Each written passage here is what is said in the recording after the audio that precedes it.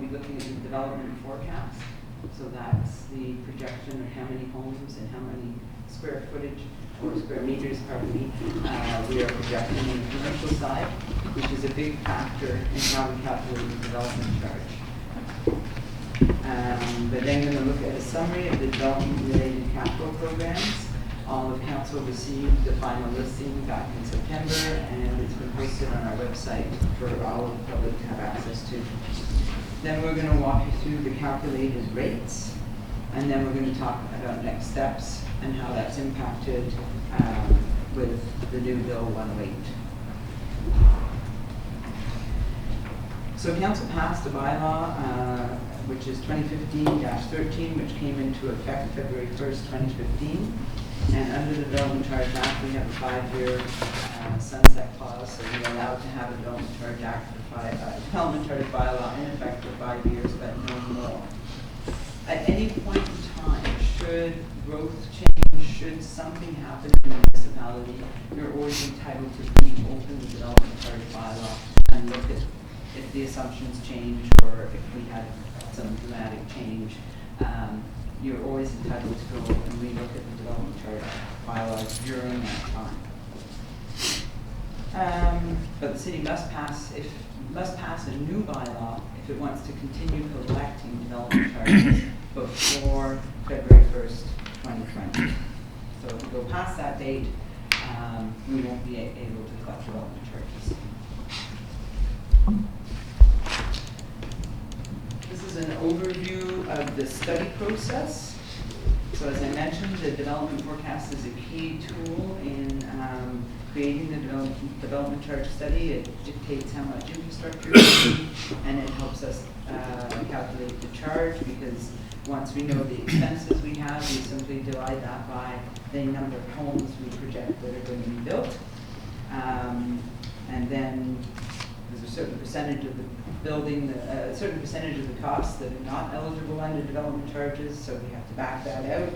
We come up with a funding formula for council, of which we'll talk about a bit later. Our stakeholder consultation.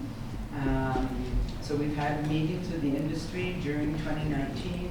We've had some very detailed meetings looking at our service levels, and had to look at local servicing standards.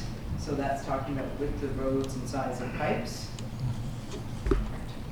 And the development groups in Clarence Rockland actually hired their own engineer to review the information we presented to them, and they were pleased with that process. Because the size of the pipe is directly related to the cost in the development charge study.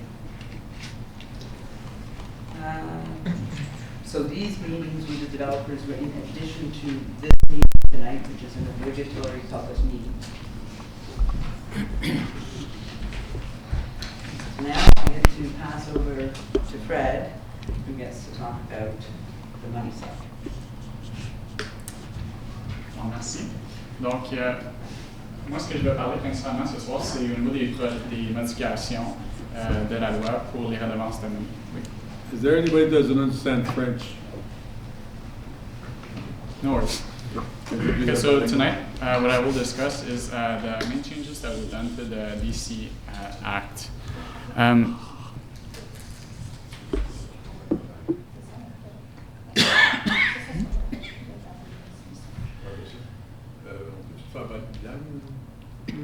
Si vous voulez. Ouais. OK. Donc, je vais commencer en français, je vais juste répéter en anglais par la suite. I'll start in French and then I'll repeat in English. So, Bill 108 is, excusez-moi, le projet de loi 108, c'est les modifications qui ont été faites aux redevances d'aménagement. Donc, je vais juste présenter les grandes lignes des changements qui ont été faits. Donc, ce qui est important à savoir, c'est que ça a reçu la sanction royale le 6 juin 2019. Les grandes modifications qui ont été faites. Donc, numéro 1, les résidences secondaires sont maintenant exemptées. Numéro 2, il y a certaines redevances qui peuvent être différées. Donc, le paiement peut être différé. Donc, on parle principalement de l'industriel, du commercial, et puis des logements à but non lucratif. Puis, le troisième changement, c'est le dernier que vous voyez ici, c'est le plus gros. Donc, on parle de la facturation pour les redevances d'aménagement sur les services qui sont non essentiels. Donc, ceux-ci sont maintenant exclus des redevances d'aménagement. Je vais revenir plus tard dans ma présentation à exactement quels services ceux-ci sont. Et puis, ce qui est aussi important de savoir, c'est que les règlements n'ont pas totalement été publiés. Donc, on sait c'est quoi les grandes lignes, mais on ne sait pas exactement ce qui va être en place pour remplacer ça.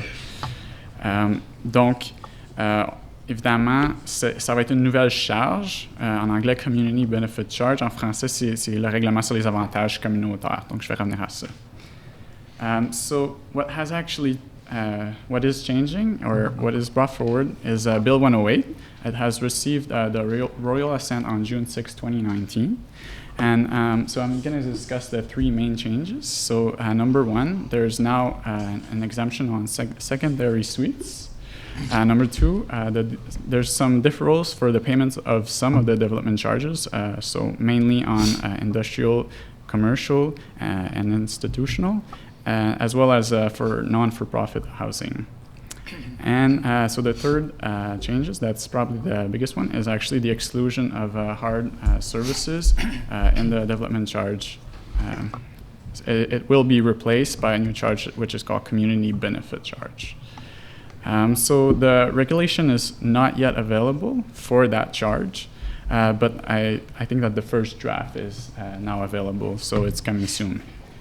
And so as I mentioned, the soft services, or we also call them discounted services, will be charged throughout that new levy.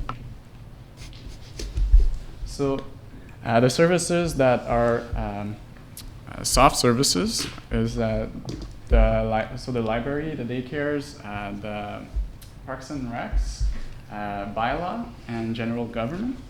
And for hard services, so that stays in the development charge, is so fire services, everything related to roads, so culverts, bridges, as well as public works, and water and sewer will also stay in that charge, which will be discussed tonight. Donc, au niveau des services qui sont non essentiels, on inclut les services de la bibliothèque, la garderie, le loisir et les parcs, les services de la réglementation, puis tout ce qui est gouvernement général. Et puis au niveau de ce qui est essentiel, ou aussi à prix réduit, ce qu'on va discuter ce soir principalement, c'est les services d'incendie, tout ce qui est rapport aux routes, donc les travaux publics, les ponceaux, et puis les services d'eau et les services d'égout. Donc, comme j'ai mentionné, la charge des services communautaires va principalement remplacer tout ce qui ne sera pas inclus dans la nouvelle charge de redevance d'aménagement. Au niveau des changements aussi, on parle des services ambulanciers qui vont passer de 90% au lieu de 100%. Excuse-moi, inverse, 90 à 100%. Et puis des déchets qui sont maintenant, services de déchets qui sont maintenant admissibles. So as I mentioned, all the soft services will be recoverable with this new community benefit charge. Other changes include the waste diversions that can now be included in the charge, and ambulance services that are now from 90 to 100% recovery. Donc, je vais passer la parole à Julien pour continuer avec le development forecast et la charge.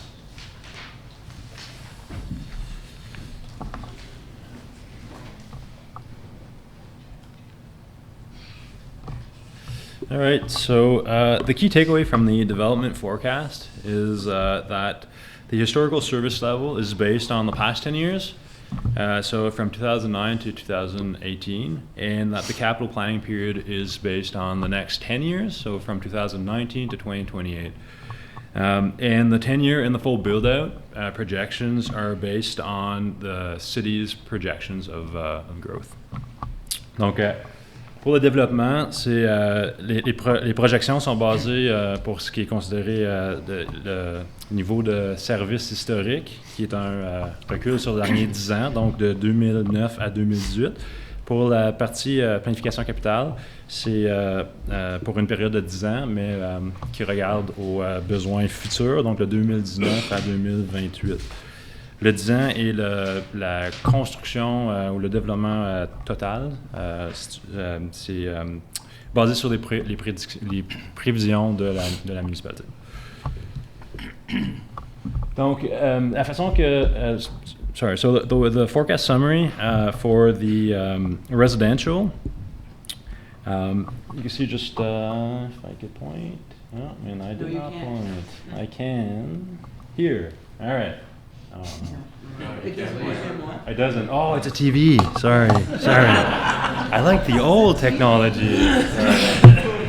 Okay. So I'm not going to point, but if you see the population for the new buildings, so for the new dwellings, is increasing by 4,507. And for the non-residential, it's 30,500 square meters. That's for this 10-year period. Donc, l'augmentation pour la population dans le niveau logement, c'est 4 507. Et pour le non-résidentiel, c'est à 30 500 mètres carrés, excuse-moi, donc pour cette période de 10 ans. Question. Celui qu'on vient de compter après finir, pour le côté commercial, c'était à 25 000, me semble. Vous l'avez monté à 30 000 and change? Je suis pas certain. Est-ce que vous avez fait une augmentation? Parce que je sais qu'on l'a fait du côté résidentiel, vous passez de 175 unités à 190. Ouais. Mais côté commercial, c'est quoi Ben, le c'est ce que je dis. Donc, on va à 30 500 de? Yeah. mètres carrés. C'est la même chose. C'est la même chose. OK. Donc, the gross program cost is $103.6 million. This is includes so you can see the most costs are associated with the sanitary and roads. Donc le programme, le coût des programmes, c'est 103,6 millions, puis c'est principalement dans les services sanitaires et dans les services de la rue, cette augmentation. So when we look at how the charge is divided up into the different service categories, we can see that roads and sanitary sewer are the predominantly make up the charge.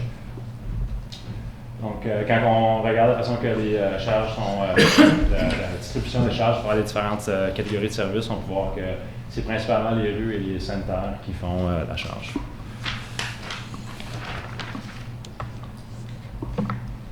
When we look at the current versus calculated for singles, semis, and detached for urban,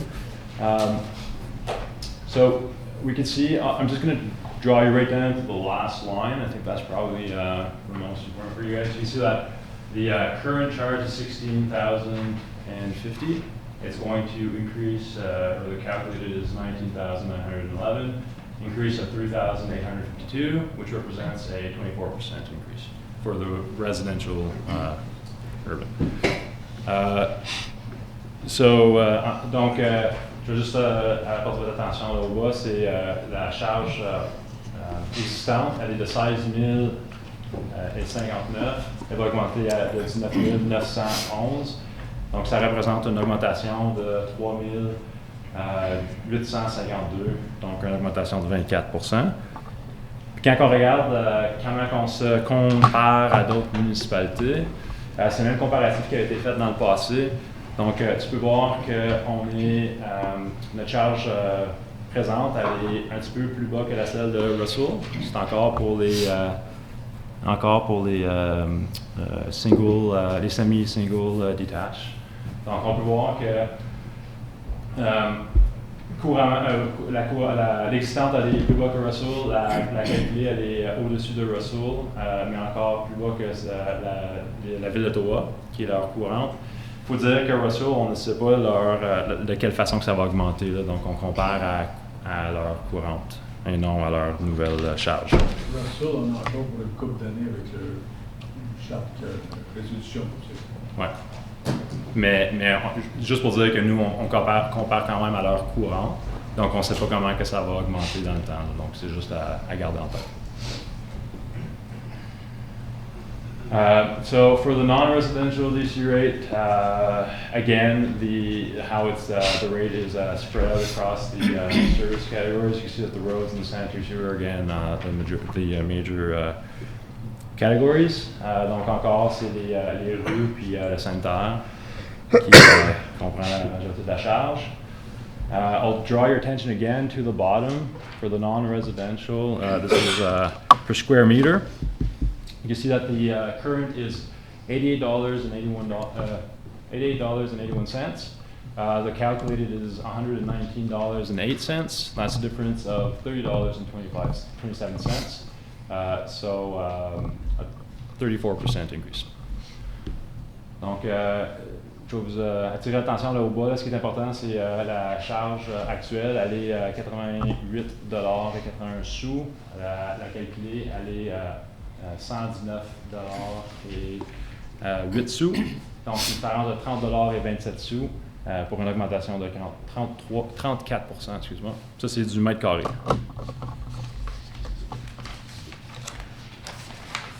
Donc, encore, comment qu'on se compare aux autres municipalités?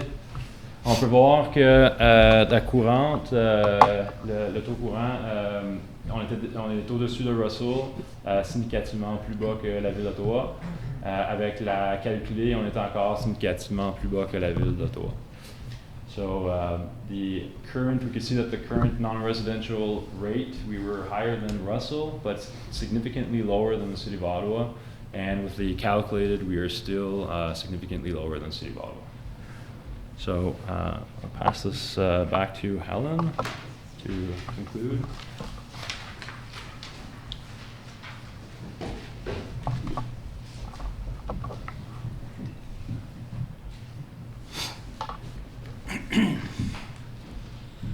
So we have for you a few key policy changes that we're presenting in this development charge study. We haven't had a lot of policies in the past, so we've started to introduce a few. So we have included a definition for non-profit housing.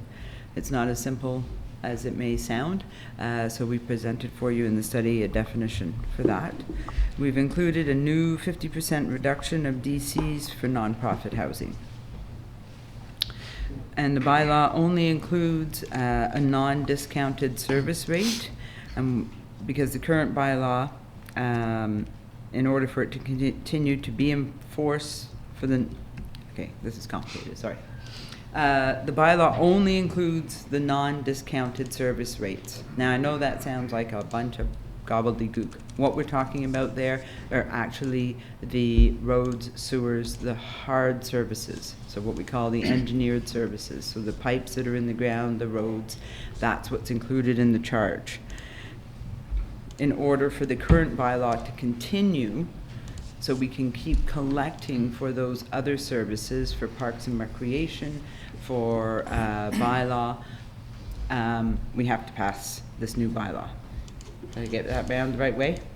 Yeah, just to provide an extra layer of clarity, because of the switch to Bill 108 and then transition under the new community benefits charge regime, the actual existing city bylaw, as it relates to your non-discounted services, parks and recreation, daycare, those rates will continue to be enforced until the city implements the CBC bylaw. So this bylaw in particular, and this background study, only relates to those non-discounted services held in place of roads, water, sewer, public works. So it's just a transitionary. So sorry, go ahead. Once it goes ahead, Yep. at this level, it doesn't include the reduced one.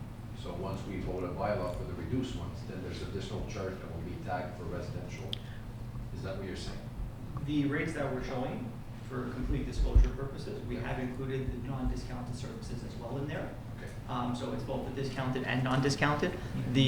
Under the new regime, you won't be able to levy it under the Development Charge Act anymore. So it's going to be under the Planning Act, and it'll be based on land value. So it'll be a completely different mechanism with the intention that the rates are to be somewhat similar. We don't know what those rates are going to be just yet. So it's fair to say that to the development community that the rates that we're showing here are in combination of both the non-discounted and discounted. Okay.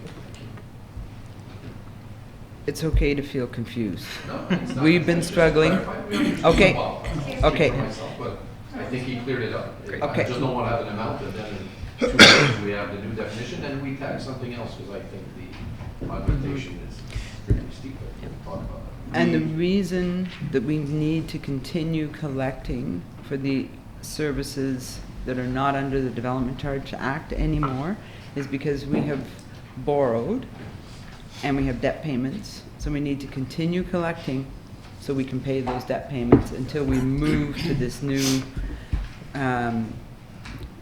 new formula and new bylaw. So the nonprofit departments, we will have a resolution in this whole thing stating that they don't have to pay 50%. 50%? Because apparently there is nothing. We had a meeting today with the corporation and they were saying there is nothing, absolutely nothing anywhere concerning the nonprofit. Correct. So I just want to make sure that it is included in there and it's mentioned. Okay. Yep. Yes. Yes. So the current bylaw we have, it states the hard services and the soft services together. Right. And it's also there, in there, very clear what the city's portion is of those projects, right? Right. So Mhm. in this particular one, we're looking at $14.2 million as our share for the next 10 years Correct. out of 103 million. The rest is being paid by the development community, either via a direct developer contribution, the DC reserve, which basically comes from DCs, Yeah. or the charge for the next 5 years or 10 years, and a post-period benefit that, according to the report, we can tag an additional DC charge for. Not right now. No, not right now. The post-planning period is once we're through the 10 or 20-year planning timeframe. Okay. What we're doing is identifying that not all of the costs are attributable to the growth that's going to happen in those 20 years. Mhm. So when we buy a fire truck, well, no, a fire truck's a bad example. Maybe an example, the sanitary, the waste treatment plant. Yes. It's a project that is going to benefit growth past this 10-year period. Mhm. So the costs Yeah. are incurred now, but the benefiting population or growth is past this 10 years. So we don't want to charge all the houses built in this No. 20 years, okay? Okay. So if we're looking at page, just for everyone's, it's page 115, appendix F, table 4, which basically has the entire 10-year capital program. So of the $103 million possible, we have to look at getting from either our taxes, our debt, or our user fees, $14.2 million to do those projects. Right. On top of that, those do not cover the contributions that are going to be necessary for our share of the soft services that are no longer into this, they're going to be into the other study or the other bylaw. Is that a fair assessment? That's fair assessment. $14.2 million, and they're strictly related to the top service categories, not including parks and recreation. So our share is more than 14.2 when you look at the entire projects, when you're counting discounted with soft projects and the hard services. Right, that's fair, yeah. Okay, so it's more than 14 million. But we have no But we idea, don't know how much. but we don't know by how much. Yep. And we Okay. don't have any clues yet, right? Yeah, until we undertake the CBC strategy and identify all the projects and see what the funding scenarios are, then we can properly allocate what those allocations might be.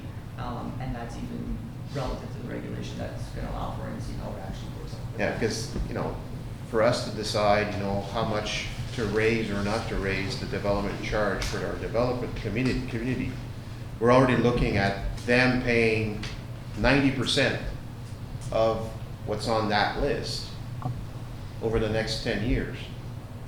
And on top of that, we're gonna have our share of 14 million plus whatever other projects that we're actually doing right now or new projects that are gonna be tagged on. So we need to have a clearer picture of what we're up against before we decide on something, because this is a lot of money. finding $14 million is not pocket change. So,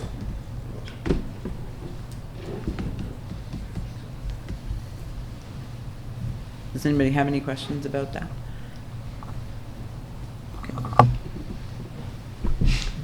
Okay.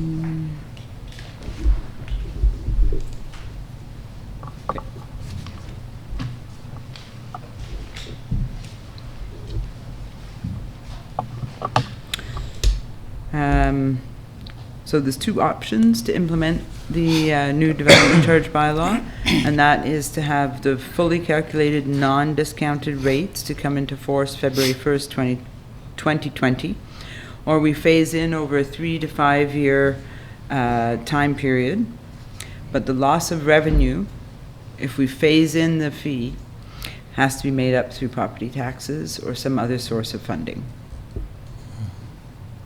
So we've done some calculations because we were asked that. So maybe we want to, so one of the questions we have been asked, just so that it's clear, is that if we kept our commercial development charge at the same level it's at now, at the $88 a square meter, what would that cost over the 10 years? Was it 10 years? Yes? So we did an analysis of what the revenue loss would be associated with maintaining your existing non-residential development charge rates. And over the 5-year, we like to think of things in two ways. One, the 5-year life of the bylaw, which would be, because then at that 5-year point, you'd have to do another decision to adjust those rates. But if you were to maintain that rate for the life of the bylaw, it's about $450,000 in revenue loss. If you were to do it over a 10-year period, the number becomes closer to $1 million, so $940,000. That's if we have growth in the commercial side, correct? It's assuming the growth takes place in accordance with what's projected under the development charge. Already Correct. we have problems then if we jack up the price. It's assuming the base case of the growth occurs in the manner that it does. That would be the associate. If you receive growth that's higher than that, then the revenue loss would obviously be higher than that. So, But it has to happen. But the thing is, we have 6 to 8%, I think, commercial rates right now, and we should have 15, 20. If we don't have the growth coming commercially, we're not losing any money because we're not charging anybody. So if we stay at the same rate, we're still competitive, maybe very competitive compared to Ottawa, but Ottawa doesn't care because right. they're building all over the place there. But we're smaller villages. The smaller villages around us are much more competitive than we are right now. Look, there's a lot of business going to Blanchard, Russell, and I look at the prices we have there. Yep. We're much higher. Yep, and those are all fair points. And the calculation, the background study sets the maximum allowable rates permissible under the Development Charges Act based on the formula. This council has the authority to phase the rates or do what they wish to them if they'd like to hold it. It's just my job to let you know that there's lost revenue associated with it, have to be made up from other sources. I'll let you know, Madame Chouanière, that services are not in Plantagenet, and Russell has a lot of properties with no services at all. He's trying to get money to bring the services there, but he doesn't have the money for it. foundation's the same. Yeah. That's what I mean, to have an events over there. But some of their lots are bigger, so they're doing their own septic tank, their own wells, the whole work. But that's also assuming that we're doing the entire $103 million list. Correct. I think we seriously need to look at those projects and possibly either scale some down or delete them altogether or defer them to another period or whatever. But I mean, I think we need to look at the entire package here. It's just, yeah, if the charge is based on what you need to make this happen. But if you drop the number from 103 million to, I don't know, 75 or 80, it changes the game. So I think we need to look at every angle at this and say, okay, well, do we really need all of that? Do we need it all now? Or can we defer some projects? Can we downsize some of them?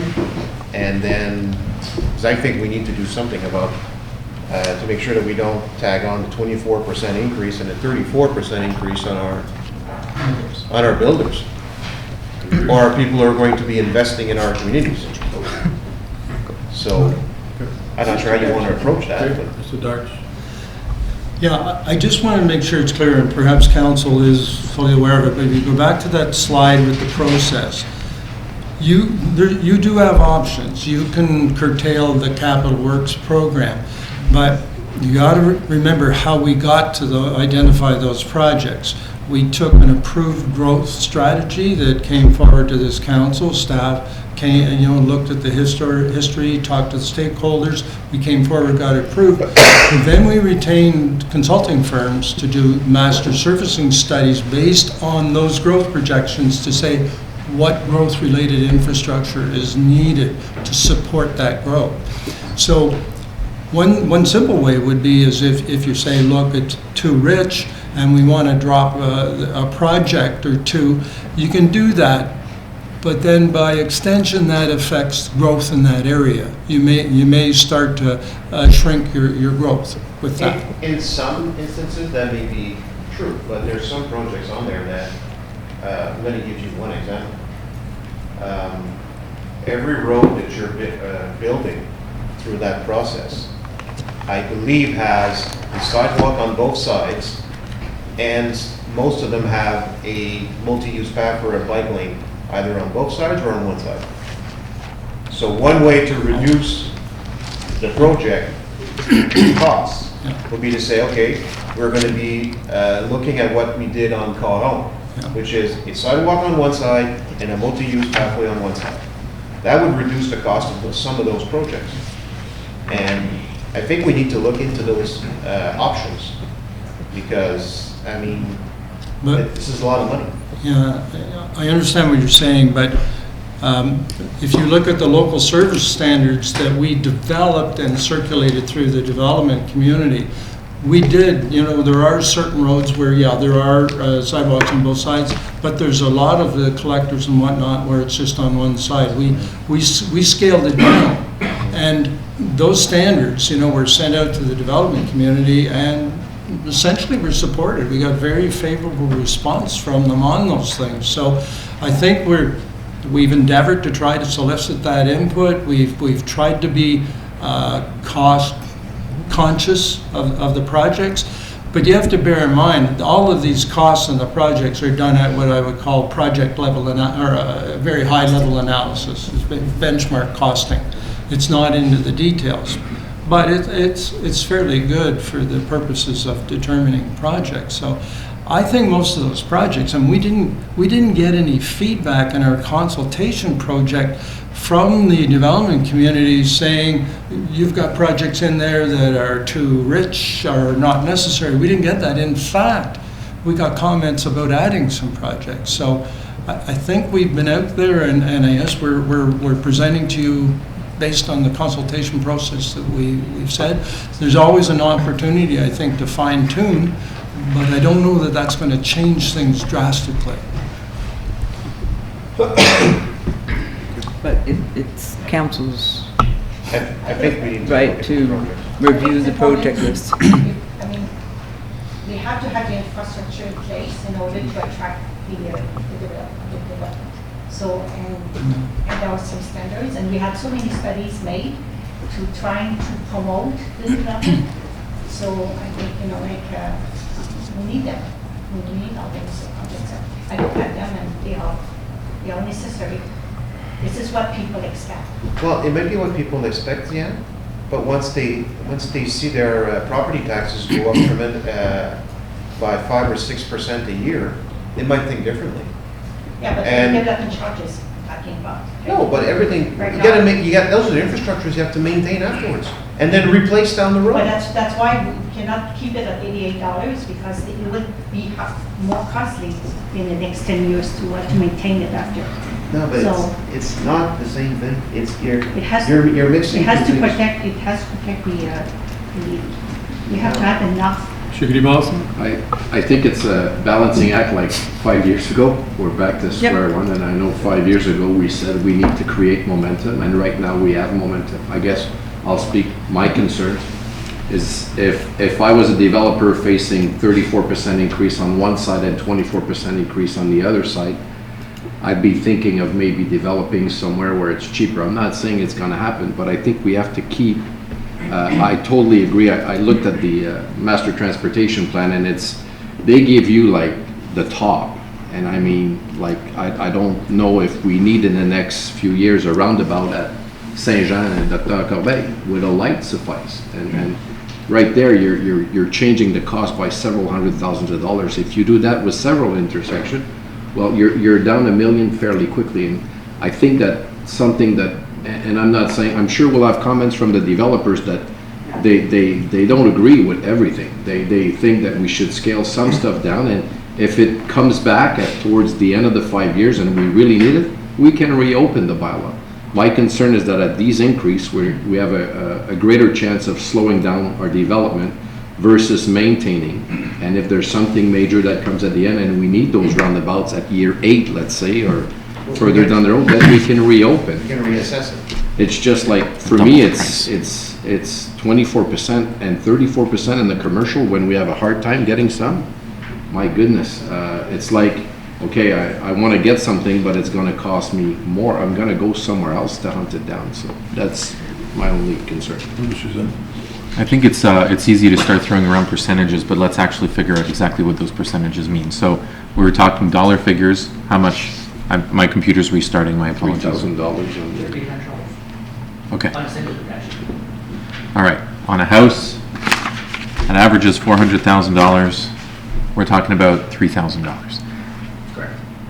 More. Every single person here has always said, and I've heard it from every single counselor here, got to trust the professionals. They're professionals. They know what they're doing. We've got 5 people here telling us this is the path we need to take, and all of a sudden now we're going, yeah, we don't agree with the professionals. So let's just finish hearing them out, please, because I think the questions that are coming out are important, but they're throwing the whole thing off. I'd just like to finish the presentation so we can have a complete picture before we all jump in on it. We're at the end. At page 19. We're at page 19 of 21. Yeah, I'd love to see that, but my computer's restarted, so. Because I have 1975 technology. I thought that you said bigger is better. It is. All right, so we are at the end. We are at the end. So fine, so,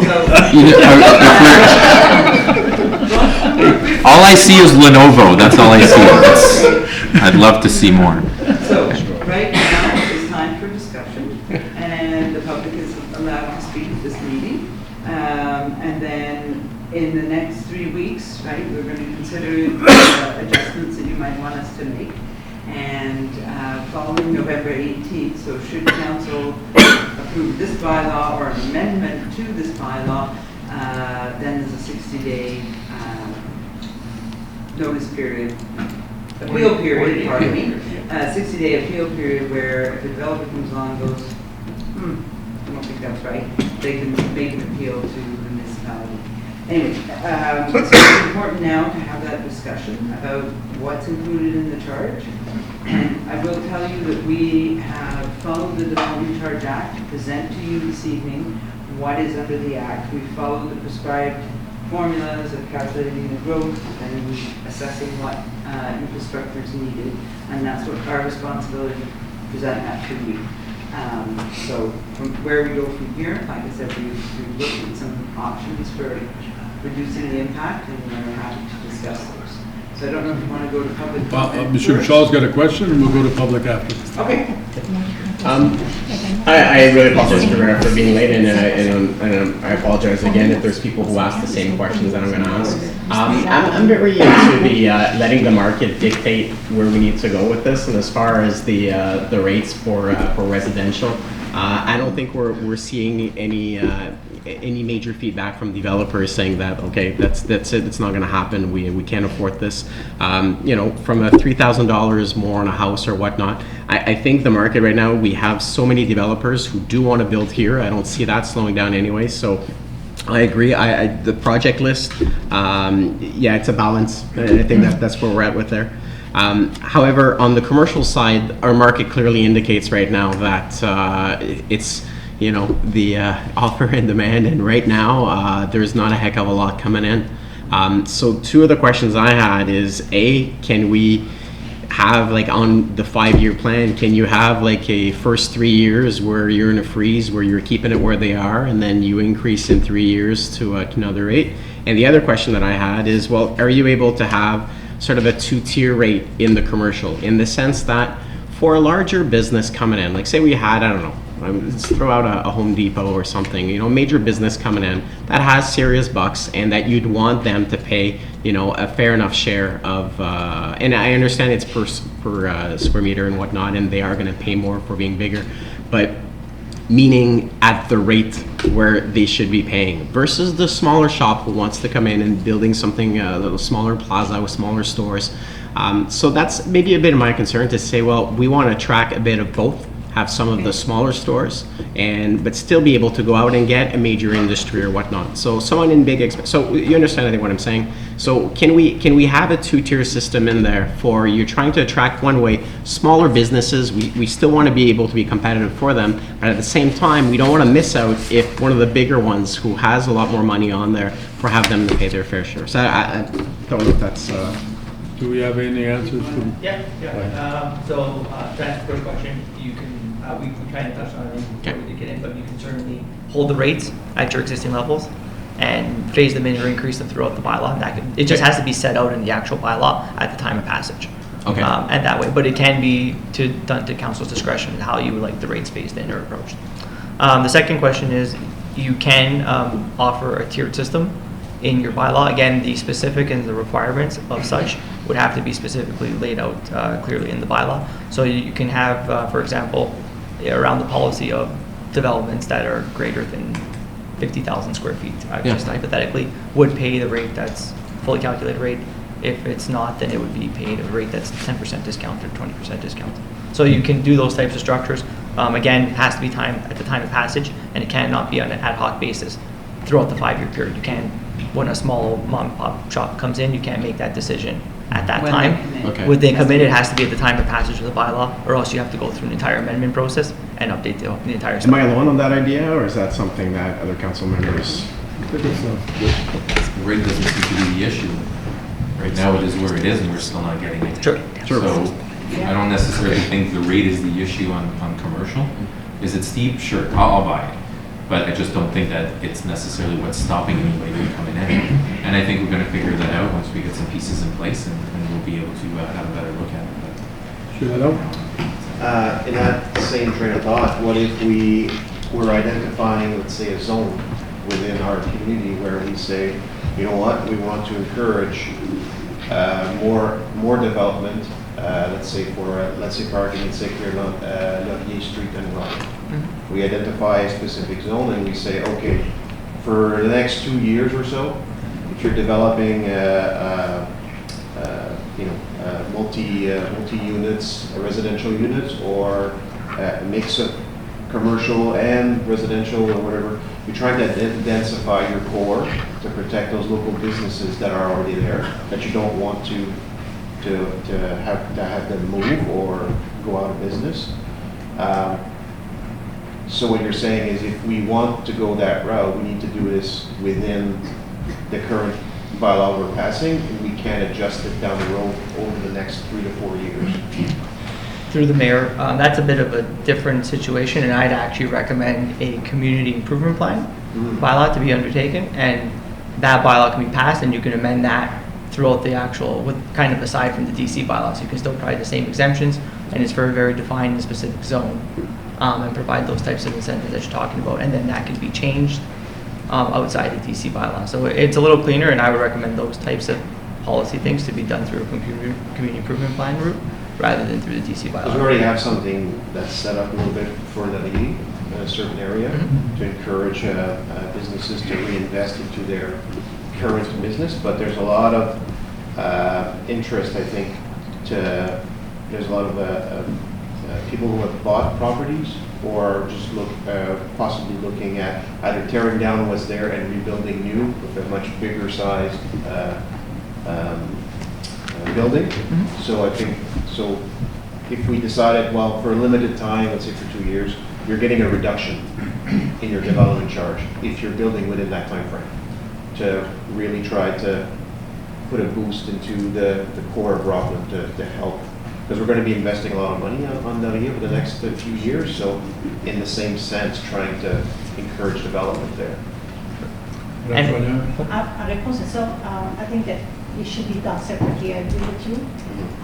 We can create incentives and change it every year. We don't do any, but you have You absolutely could do that there are it many. for all main streets.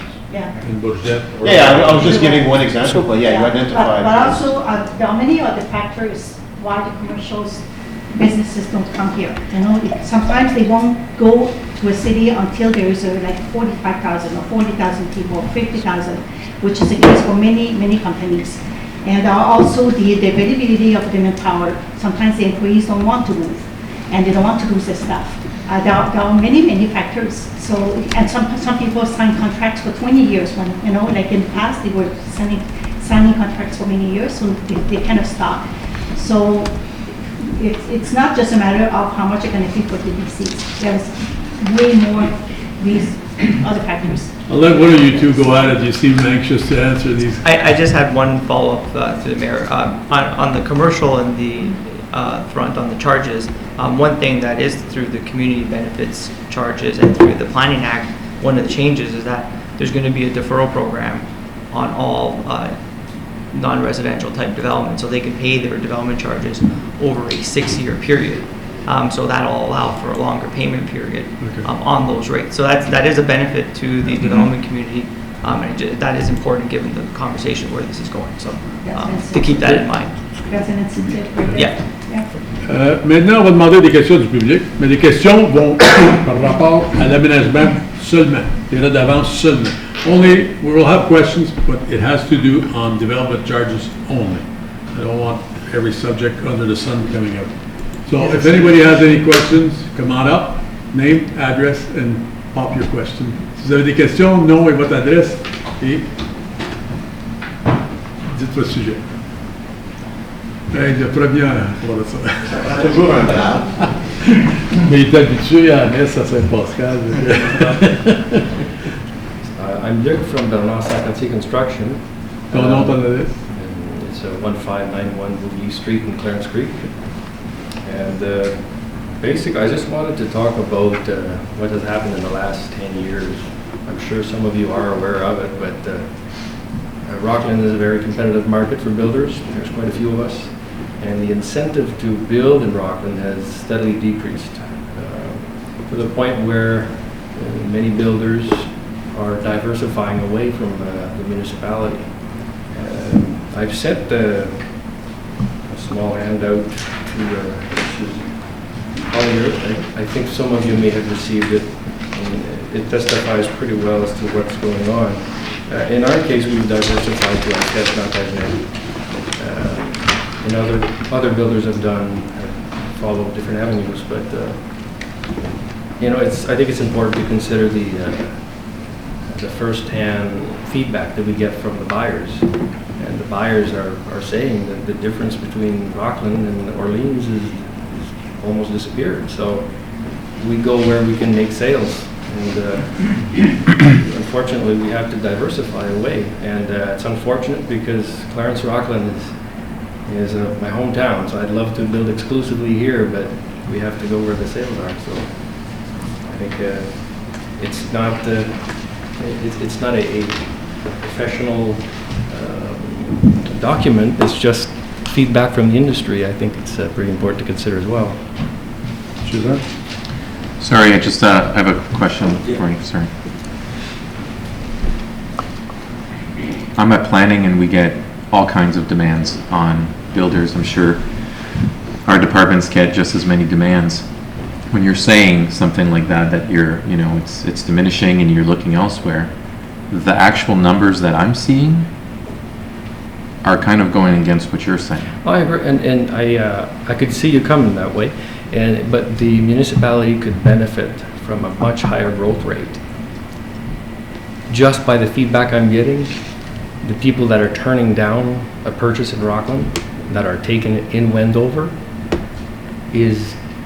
that's why But they don't have the services in Wendover that Rockland has. Well, and Rockland doesn't have that many services, let's be honest. No, but again, it comes down to the bottom line for many people, and when it makes more sense financially for them to go to Wendover, it makes more sense for us to purchase land there.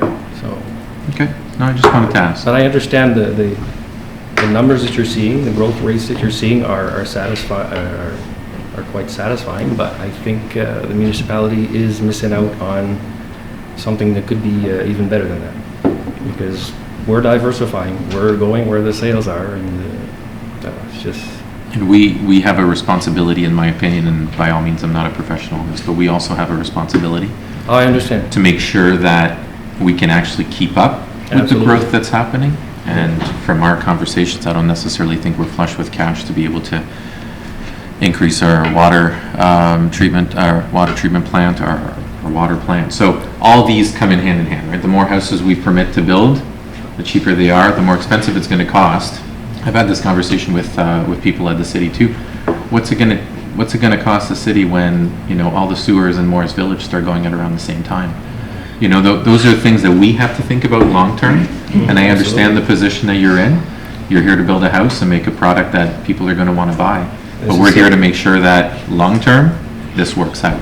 Yep, this is simply an industry feedback, and it's Yeah, and I appreciate it. I really do. Professional opinion. Merci. An engineer or a planner, an opinion from a planner. I'm not a planner. What's that? I'm not a planner or a civil engineer. It's just feedback from a builder. And I appreciate that we're it. getting. So. Thank you. Merci, M. Sangatsi. Anybody else? Est-ce qu'il y a quelqu'un d'autre? Don't be shy, we're not that bad, we won't.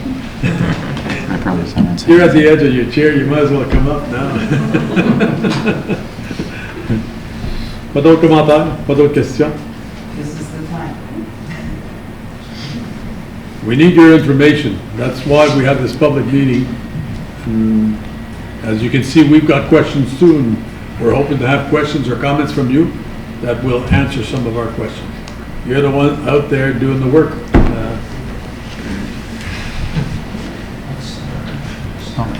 Next topic. Okay. Recommandation?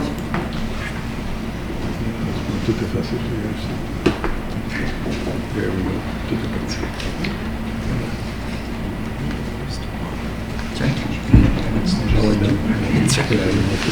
Que le comité plénière recommande que le Conseil adopte le règlement 2019-85 étant un règlement relatif aux redevances d'aménagement. Secondé, un choix de là. Si on approuve ça, ça veut dire qu'on est d'accord avec tout ce qui est là. C'est ça que je t'ai posé. Moi, je suis pas d'accord. No, but this is committee of the whole. It's got to go back to CAB. Right. Pas régulière. So we're. Ouais, mais tu veux pas faire tes changements réguliers. Tu veux faire tes changements à plénière. Oui. Okay, ben, c'est quoi tes changements? So, I'll switch to English just to make sure that Dave is following here. Basically, I think there's a couple of things. First off, on the commercial side, I think this is a good indicator. This is well done, by the way. So thank you so much for the information. One of the things that we're faced with is the serviced land costs that are much higher here than they are elsewhere. So when I see properties being sold in industrial or commercial lands elsewhere, our neighbors specifically, the municipalities, first off, they have additional lands to sell. Second, the lands go for dirt cheap. The charges are way lower because they figured out that, okay, we're not Ottawa, so we can't assume that people will come naturally. So they're giving them incentives in the way that, so their development charge rate per square meter is a lot lower than us. We've seen it with the other municipalities. Their land is a lot cheaper to buy, like a lot cheaper to buy. So they attract the businesses there. The businesses keep growing, and then they create jobs, create people who want to go there. So I think that's one factor we need to consider. Since we don't have land to sell, we have a few spots here and there that are not owned by the city, but so those are things to consider. I think we need to have some type of incentive to make sure that we try to manage that gap that we have on the commercial side.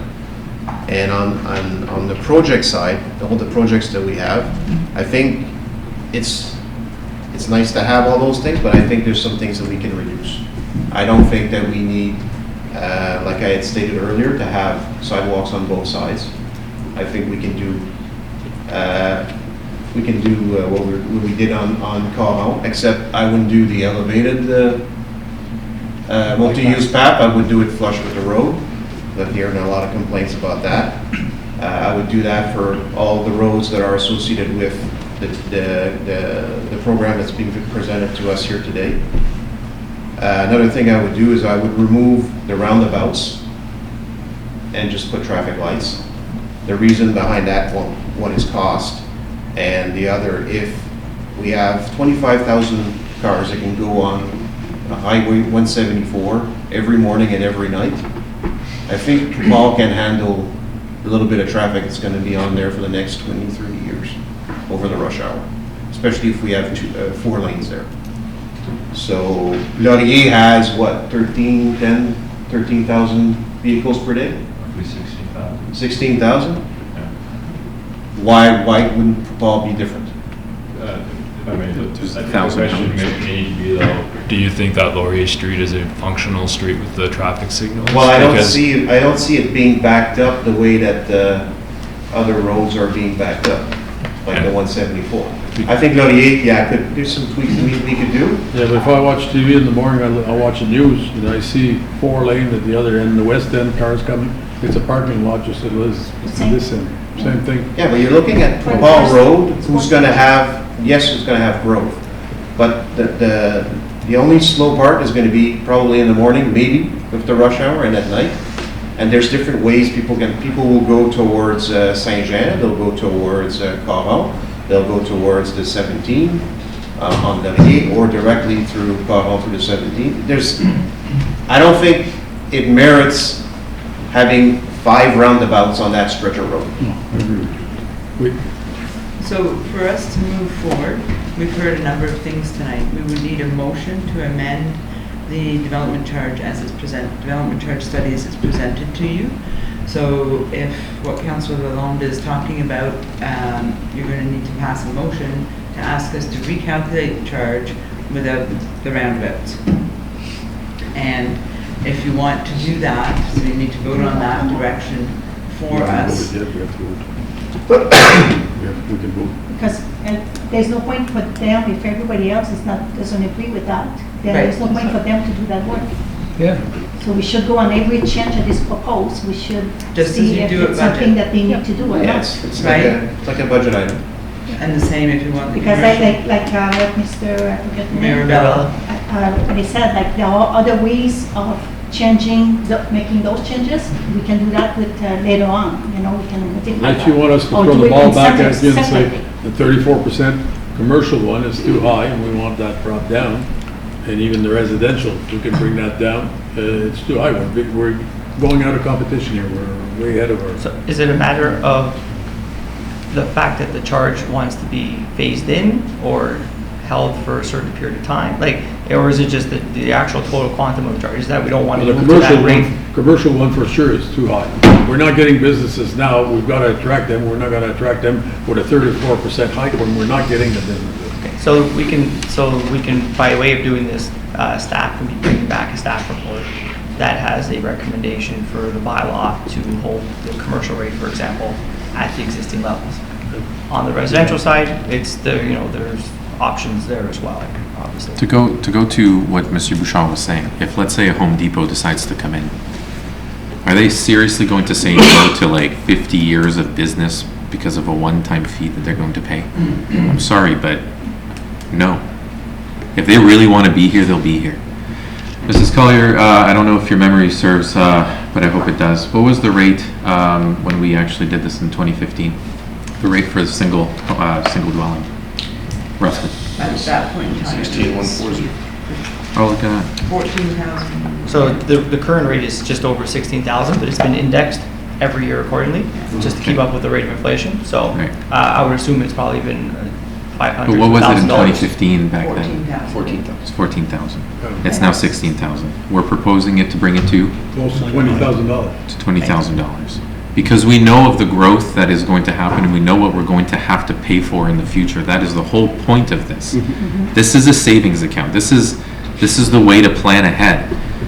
And it went from 14,000 to 16,000 in 5 years. I haven't seen any business or developers come in and go, we're out. As a matter of fact, we've seen even more come in and say, What are we planning? Does this plan allow me to build here? Can I build more homes over here? EQ Homes decided to change some things. We said yes. Poupard is going to be built up. We just had a meeting the other day at the planning committee to build up the entire west side or east side of Caron. I'm not seeing, I understand this is a hike. I'm not seeing the panic that everyone else seems to be seeing. Our job is to make sure that we've got enough money in the pot to be able to pay for this stuff long term. And that's what we're planning here. Yeah, but, I agree 100% with what he's saying, because we have to make sure that at the end, we don't have to pay with the taxes. You know, we have to plan ahead. And also, there hasn't been an increase over the last 5 years. So, you know, like houses went from already 375 to 450, and people are still buying the houses. You know, so, and in Orleans, I will tell you, I went to visit the new houses they have on 10th Line for a very, very narrow, three stories, 4 with the basement. It's over almost $500,000 now. And that comes with nothing, no deck, no land, just steps, 4 steps that go in the back. It's not true. It's still cheaper to build here, and it's still cheaper to buy a house in Montreal. I think in order for us to move forward, yes, we do have to increase DCs, but there's one question I have. Je vais le dire en français. Est-ce que les décisions que nous allons prendre ce soir ou à la réunion du Conseil est coulée dans le ciment? C'est toutes des choses qu'on peut changer après, les amendements qu'on peut faire. Yeah, Helen said that earlier. Like we did. Okay. We can reopen the bylaw You're still anytime. charging the DCs for them. Yeah, of course we are. So eventually, if you're not doing the projects, you can't keep the money. If you're not doing if you're not doing a project and you charge people for it, Yes. you're gonna have to change something. So, through the mayor, if you're collecting for certain projects that are on the list, and the project, for example, then would get switched, or that project through council decision gets deferred or gets transferred to another project, Yeah. the funds that have been collected could then be redirected towards the new Another project. Exactly. And the project list can be adjusted annually, subject seen to that annual before. capital budget review. As long as you and I have had this Yeah. discussion. You have to be the same category. Yes, yeah, Right. Roads has to be with roads. Yeah. Correct. You know, yeah. And I'm we sure when make it comes to road, we got quite a bit of choice, so. Like the firefighting. We make that transparent Yep. during this process. So we will show all the balance in the reserve funds that we have as of today. And we say to the public and the developers, here's all the money we've collected from you. We're now going to apply it to this list of projects. But technically, under the Development Charge Act, you and I have had this discussion about daycare. If you're not going to do something, you should give the money back. But we're giving it back through reducing the development charges. Okay? Michelle, Okay, so the direction, we can change directions anytime we want. It's a bit of a process to do that, I'm going to be But honest. it can be done. It can be Okay. done, yes. Je propose qu'on passe au vote avec ce qu'il y a. Si ça passe pas, ben ça va prendre Mais- une idée. Monsieur Simon a pas demandé de question encore, depuis. Ah, Okay, désolé, like monsieur Simon. On va le the laisser parler. fire station number 4. Yes. It's never gonna happen, pretty much, kind of like, why is it even in the capital? Okay, so as you're aware, we've done a lot of studies, we've done master Mhm. plans, and we did the fire service master plan 2 years ago, and a 4th fire station is identified in there, and it was identified in the previous 2 development charge studies that based on growth, we would need to consider a 4th fire station. Yes, I agree with you, there's definitely options. Mhm. I believe in this particular study that station does not impact the charge. So we could remove it, but it's not going to change the charge right now because it's in that planning period part of the calculation. Right. Because it's that far in the future. But we've tried to list everything there so you can think of it. You all get one question. I think, I guess this would go back to Mr. Birch. I think in order for me to make an informed decision, I would like to see if we do make some changes, what that price difference would actually B, so for example, if we take out 1 or 2 roundabouts, what is the new DC charge going to be? And if this doesn't, if we put these changes in place and that amount isn't, it's, you know, $50 difference, then, you know. So again, just in order for us to understand the calculations before. Yeah, if we get the direction to revisit, let's say, the capital program, more particularly, I think what you're talking about is standards. Correct. You know, do we have sidewalks on both sides and whatnot? Yeah. Roundabouts, do you do a roundabout or do you just do a standard intersection improvement? It's a fairly easy exercise, is to, you know, work out what the revised cost is. If you go from a roundabout at 1.1 and do a traditional intersection improvement for 500,000, so you free up 600,000. You got 3 of them, it's $1.8 million. You can do that. Just got to accept the consequences of that, and we would provide that information to you. And I think, Andrew, you had indicated earlier that $1 million in cuts in capital translates into a reduction of $600 on your charge. So it's a fairly easy exercise to make the change to the capital, long as we're not compromising what's needed to support the growth. Correct. There's different ways of doing that, but we can quantify. I think what I'm hearing you say, I think we can quantify that. Did everybody hear that? So if you reduce the expenses on that capital list by $1 million, that reduces the development charge on a single-family home by $600. But it also reduces the debt level of your $14 million you need to have for those particular projects. So it's more than $600. Yeah, but we're only talking about the development charges itself. Yeah, but still have to fund $14 million, Mr. Mayor. Don't get excited. No, people seem to be forgetting about that.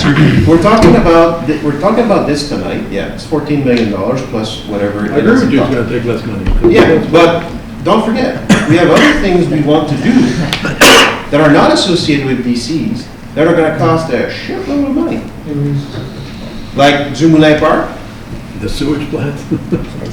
There's additional costs for your sewer plant now. So it's not, plus what the soft side of the DCs that are no longer in there that we have to look at, which is going to cost additional monies. So it's just, I think you need to think about the bigger picture here. Good, done. Okay, so 2 things.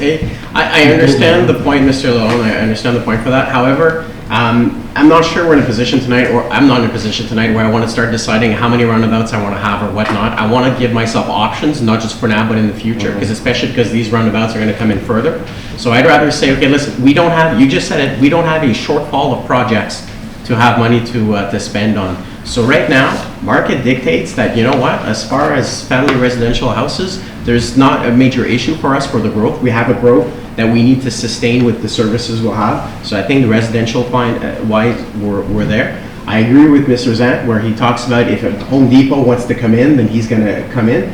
My issue that I have, and that's the amendment that I would want to propose, is that that 2-tier on the commercial, because that's the reason why I want the full rate on the Home Depot, because he doesn't care. He's going to pay anyways. However, looking at more development in Wendover, people going a little further. So now if I'm a small plaza developer here and I want to have these small stores in there, well, now maybe I start thinking about building my plaza out in Wendover versus in Rockland because of these rates.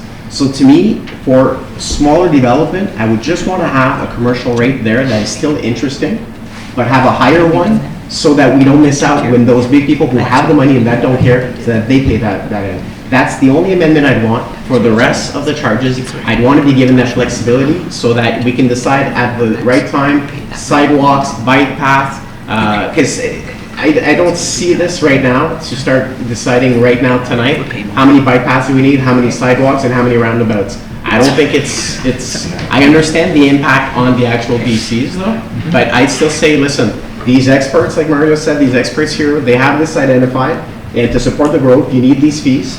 I think the market dictates that we can have these fees and do it. However, the commercial, we all mentioned that we're uncertain about the commercial. So the amendment that I'm proposing is just to have 2-tiered on the commercial. That's all. I really think that if a business wants to come here, they will come here because there is more buyers here, there's more people, there is more competition as well. So I'm not too concerned. Wendover will grow, but it will reach its limit because it's going now because now the sewers, the water is pretty recent over the last 4 years. That's why we see that growth. And for as far as the roundabout, we hear all the time the people complaining about traffic in Rockland in the morning, and the roundabout allows for the flow of traffic, the flow of circulation, and it's very helpful. So I think the key areas where it is proposed, I think it is necessary. That's what we want. We want the flow, and especially once we there's that extra road, additional road between baseline, that will really go nicely, and then it will end up on the Monsieur Yvonne? You can build golden roundabouts, they're all gonna get stuck on the 174, so please, let's be realistic. And you're talking about a big shop coming in, do we have land for them ready? We don't. We don't own land that we can offer a big platform. So let's not kid ourselves. We need, you can have your two-tier, and I think it makes perfect sense, but we're not even equipped to welcome a large-scale enterprise in our city because we don't have the land. So they're not gonna come. They're not gonna come, they don't have the land. So my concern is, I share what André is saying. With this done, and if we vote on this and it's 100 and some million, we, or future council, will need to find 14 million. If we don't find it, the tax rate have to go up because we have approved 106 million. If we can reduce it by any means, I think we show that we want to be efficient. But roundabouts in the city of Clarence-Rockland, I drive every morning and I drive through Rockland, it's okay. Now with future growth, we might look at it, but it's fine. It's the minute you leave the city limits and you try to get on that 174, that's where it clogs up. We have a fine example at the corner of La Porte and Laurier. Everybody said we needed a roundabout. The lights work nice. And we put a light. And it works. And they said that the light's not gonna work, they're gonna be backed up all the way to the 17th. Not true. And it worked like perfectly. We saved $750,000. So I think it'd be worth seeing, like, maybe we don't think it's a lot, but one roundabout or $1 million or 600 less on DCs. Or 4 stop signs on each corner, even cheaper. I think it'd be worth to wait a few weeks, get options, and we might go back to voting 100% of this. But I think Sam had a good point, like, give us numbers so we can have options. I think the two-tier in the commercial makes perfect sense. However, let's be realistic, we cannot welcome a large-scale enterprise in our city. As Starbucks, perfect.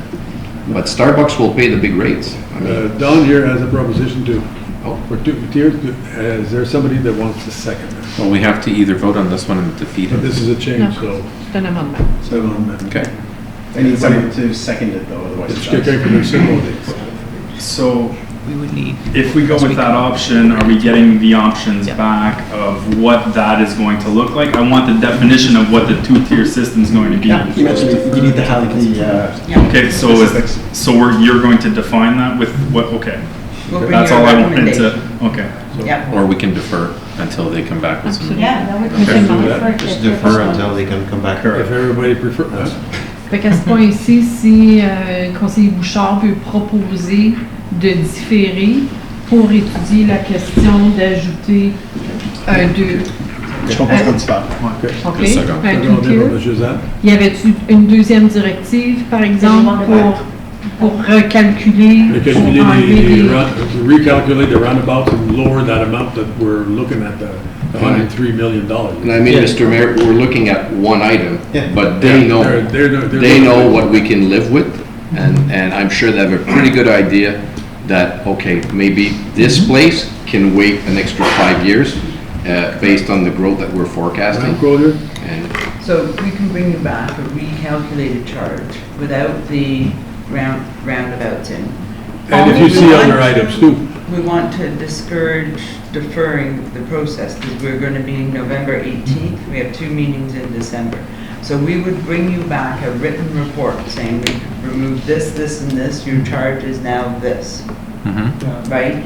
On November 18th, because we're going to go through budget cycle right now, and our next council meeting is November 18th. So we would bring a report back to committee of the whole, okay? Because we may hear from the public during the next 3 weeks about, or developers about what if they have any more comments. So if you, any developers out there that don't want to speak tonight, you can always send We need your written comment requirements. to the clerk. So, we can bring back a revised charge based on what we heard tonight. And since we're then coming back to the two-tier committee of the charge. whole, there's no decisions being taken tonight. We're just sort of We're telling. gonna give staff direction. Okay. So at the committee of the whole, what date?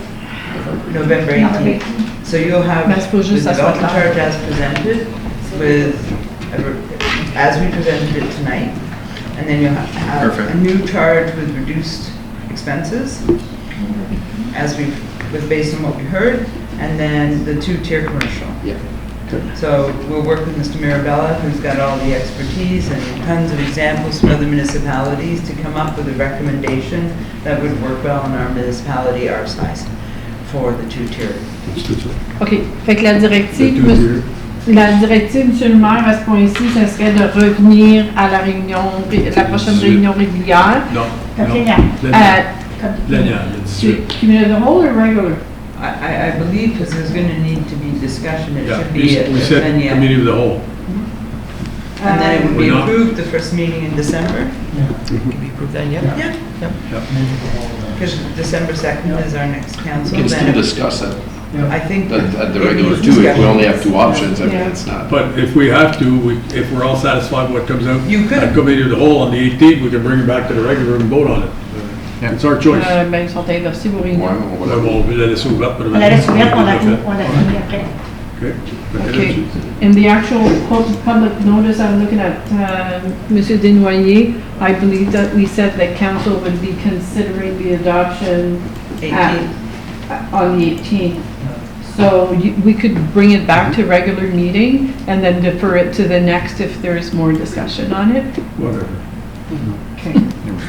Well, at least if you're all okay with it, you can decide that night. And Technicalities. so it will, the directive is to come back with a bylaw that considers a two-tier commercial and the recalculated Yeah. charges without the roundabouts. Proposé par M. Bouchard, secondé par M. Zant. Tout le monde en faveur? Merci. We'll take a break. 5-10 minute break.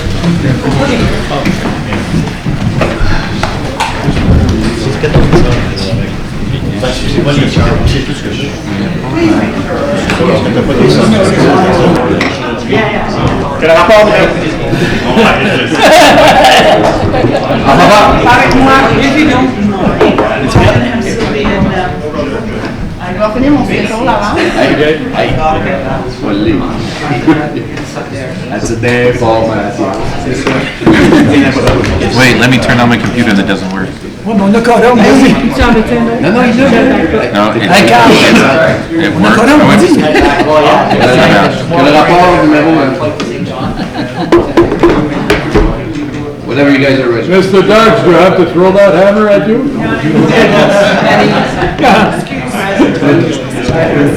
Don't film that part, that's forbidden as violence. This? No, That's right now? that's 4.6. Oh, you want to do the budget? But we're only receiving the book. Yes, the budget. What- Yes, yes. I just want to do whatever finishes my time. Il y a une résolution, pareil. Il y a une Oui, résolution. le rapport numéro FIM 2019-31 qui inclut une copie de l'ébauche préliminaire du budget 2020 tel que proposé par le personnel soit reçu à titre d'information en préparation des délibérations. Tout le monde en faveur? Oui. Merci. Prochain item, numéro 6, Community Hub. So, you've been in receipt of the report. And I have a presentation that I can make this evening if you wish for this to be explained in detail to the public. Obviously, the report is available to the public. So we can run through the presentation, which reflects what's in the report, just at a higher level. We also have for you something that we've built, because we have a very skilled resource at the City of Clarence Rockland, and we built a 3D model that shows you kind of what the community hub looks like. The clerk's going to pass out to you right now.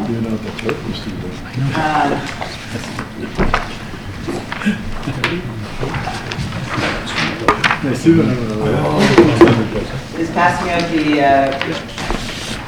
rendering.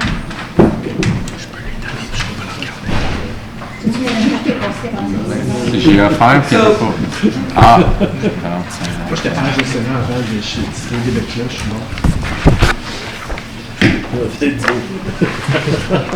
My question is, do you,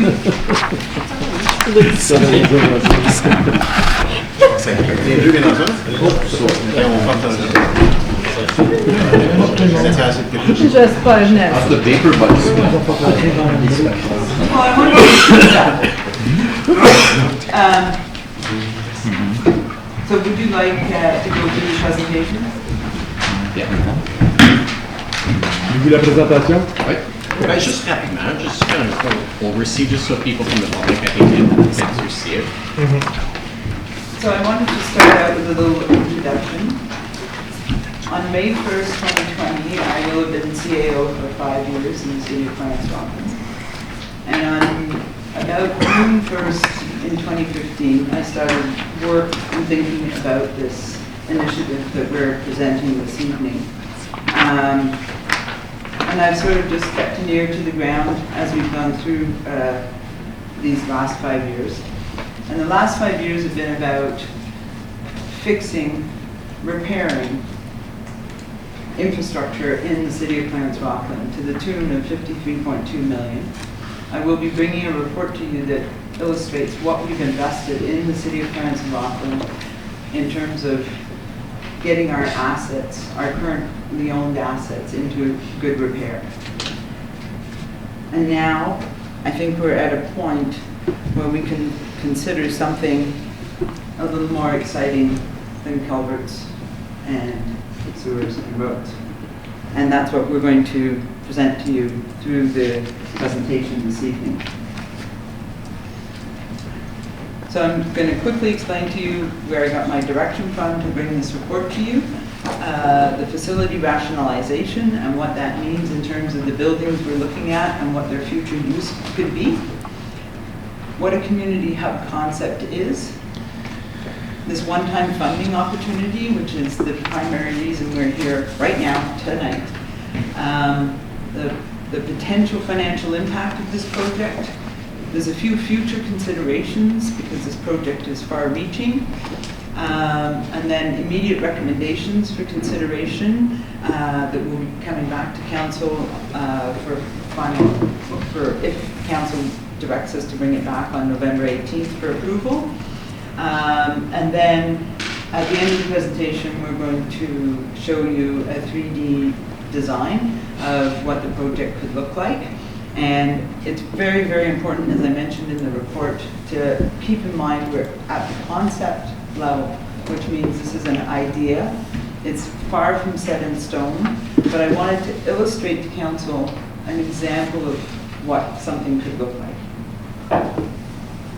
So just very quickly, the direction, over a number of meetings, obviously, we've had discussions about various buildings in the past 2 years, and I know I was asked specifically by council what we were going to do to the newly acquired paramedic building on Laundry Road, and the other discussions around the Jean-Marc Lalonde Arena and its future use.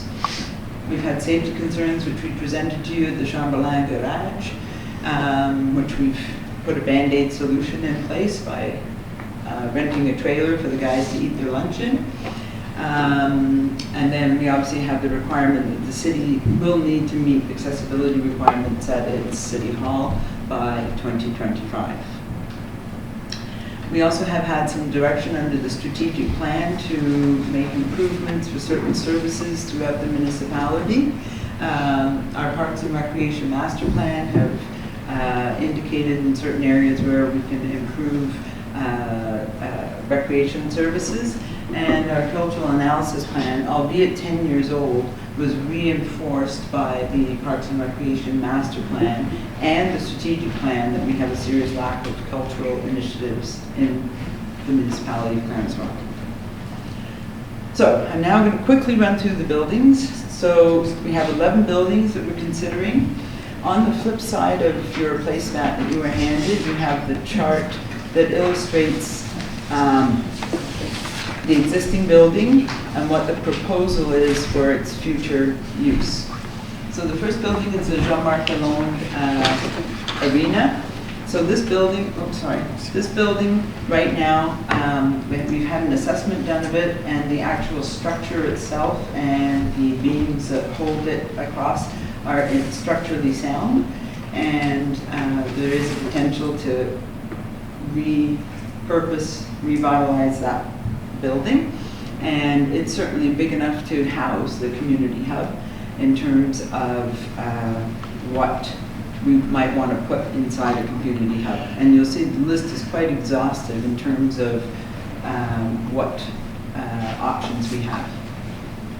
So it's, in short, we would take the Jean-Marc Lalonde Arena and create the community hub, the council chambers, and a community center. As we've had several discussions about lack of community space in Rockland itself. We have a community center there now that's in dire need of some capital investment. So City Hall, obviously if we moved administration out of City Hall right now into the community hub, this whole complex would become vacant, and there's three portions to this building. So we have the old building at the front, which is completely inaccessible. Even, we're not just talking about wheelchairs that can't get in that building. If you have anybody who's challenged visually or has hearing impairment, would have a difficult time functioning in that part of the building. The rear part of the building that was originally built as a garage and then became the library and now has become Julian's home, we would propose that we would move the Centre there. Because at least the building is a little easier to maneuver around. You have parking there, and it's the equivalent amount of space for what the building they're in right now. And the other use for the existing City Hall would be to repurpose the daycare spaces there now. It's been invaded by some city staff. They're enjoying the space that's there right now. And if we would move the museum into that portion of the building, it brings it more into the center of town. It's close to the memorial, and it's definitely accessible. The daycare is very accessible and meets standards compared to the building the museum is currently in. So this building here is the Chamberlain Garage, and yes. What would you do with the front? We don't have an answer to that. It's windy. So like I said, we're at a concept stage, and because that part of the building is not accessible, we don't have so we'd be looking for options of what to do with the front part. So it would be possible to block. Yeah, we're going to have to come up with a creative solution for that. So this is the Chamberlain Garage. So it's the former Hydro 1 building, Hydro 1, Rockland Hydro, I think, sorry. And the rear part of the building had a garage on it, so that made it useful for community services at the time. Now we have no space there. For those of you who came on the tour of our city facilities, see that we've got the plastic garages up top storing equipment. So we're proposing to move our community services operation group to the Laundry Road paramedic site. That site is certainly more suitable.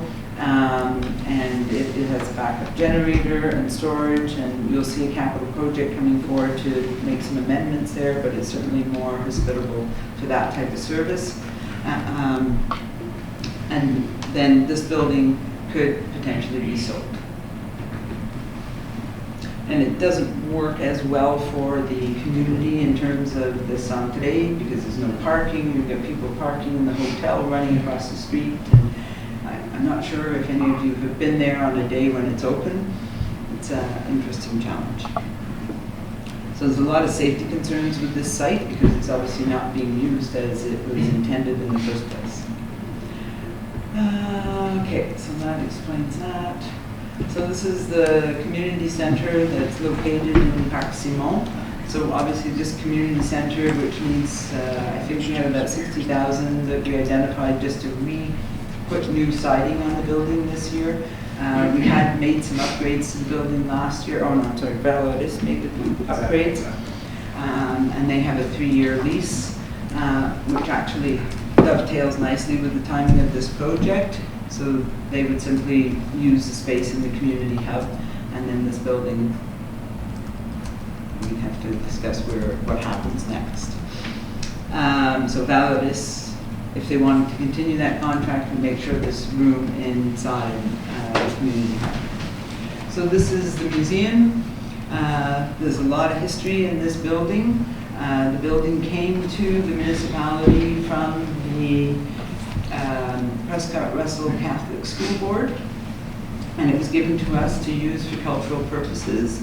And the deed of the land explains that if we're no longer going to use it for that purpose, we have to give it back to the school board.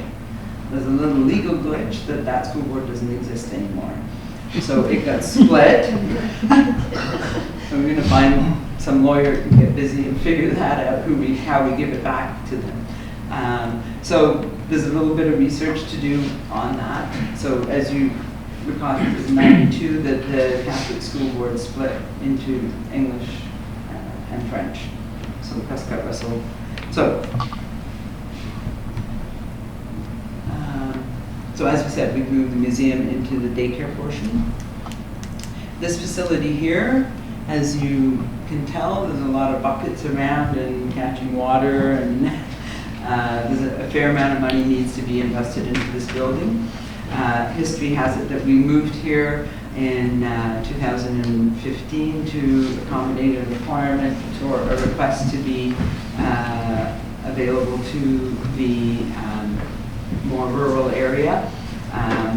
However, we're finding that this building needs a lot of repair, and the other reason we moved out of 1560 Laurier was we needed space where the council chamber was for staff. Because we had staff here that we moved back.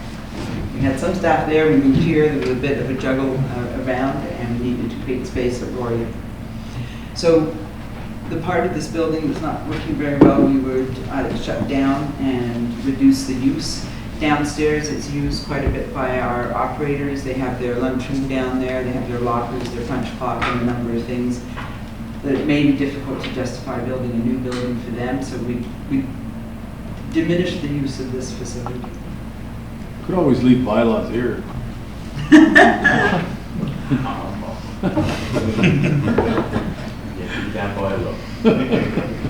So the band shell is a building that's used by, I've forgotten the name of the group. That's right. And they've been in existence for a very, very long time, so we certainly want to respect their activities. They primarily use this building to store their musical instruments. They've been struggling with that. Although I wasn't here for budget last year, I hear they came to ask to see if we have an elevator installed in this band shell. A lot of municipalities now, and North Grenville is one of them, have constructed a small theater in they built a little bit of a community hub in North Grenville. And that theater doubles as a council chamber, and so it gets repurposed. They did this in Nepean Civic Square way back in 1987, 88, 89 we moved in there. So they built their council chamber as a theater, so it had more than one use. And it's very well used by the community, and it seats about 300 people. So it's something we can think about, and then the group would have a place to store their equipment under the stage, and that's what happens at Ben Franklin Place. They have Nepean orchestra store stuff there, and a place to practice. Because the actual band shell is in the way of something I want to do. But we'll talk about that when we do the tour. And the building's in so-so condition. Okay, so we talked about the paramedic building. This is another gem that we own. So this is our St. Pascal archives. I think we left it out of our tour when we went the last time around. So this building right now has a bunch of boxes in it storing files for the city. Those documents currently are going to be scanned eventually and put into our SharePoint file system. We may have to temporarily store a few of them somewhere else if we were to sell this building. The other use for this building right now is community services stores a fair bit of equipment there, but that will be moved to the laundry site. So we'll have very little use for this property. So it could potentially... I thought the director of community center was moving there. Right, yes, we can have a chat about that. For the right price. So we'd have no more use for this facility. I think this is probably our most shining moment. So, as you're well aware, we replaced the Bourget Fire Station with a nice shiny building, and this structure is left on a very postage-sized stamp of land. It's very difficult to assess what the value is right now. However, Mr. Wilson has a fire truck that needs storing that we've, based on a long-standing generosity from another municipality, they've been storing our spare fire truck, and then when we need it, we have to go get it and drive it over here because we didn't have enough space. So he needs a space to put his spare fire truck. And on top of that, our public works have a bunch of stuff stored in the trailer behind the Bourget Community Center. Don't we have enough room in the new stations, either Rockland or Bourget, to put that fire truck?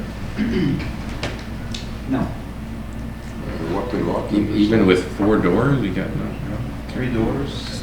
Anyways, sorry, we'll attack that.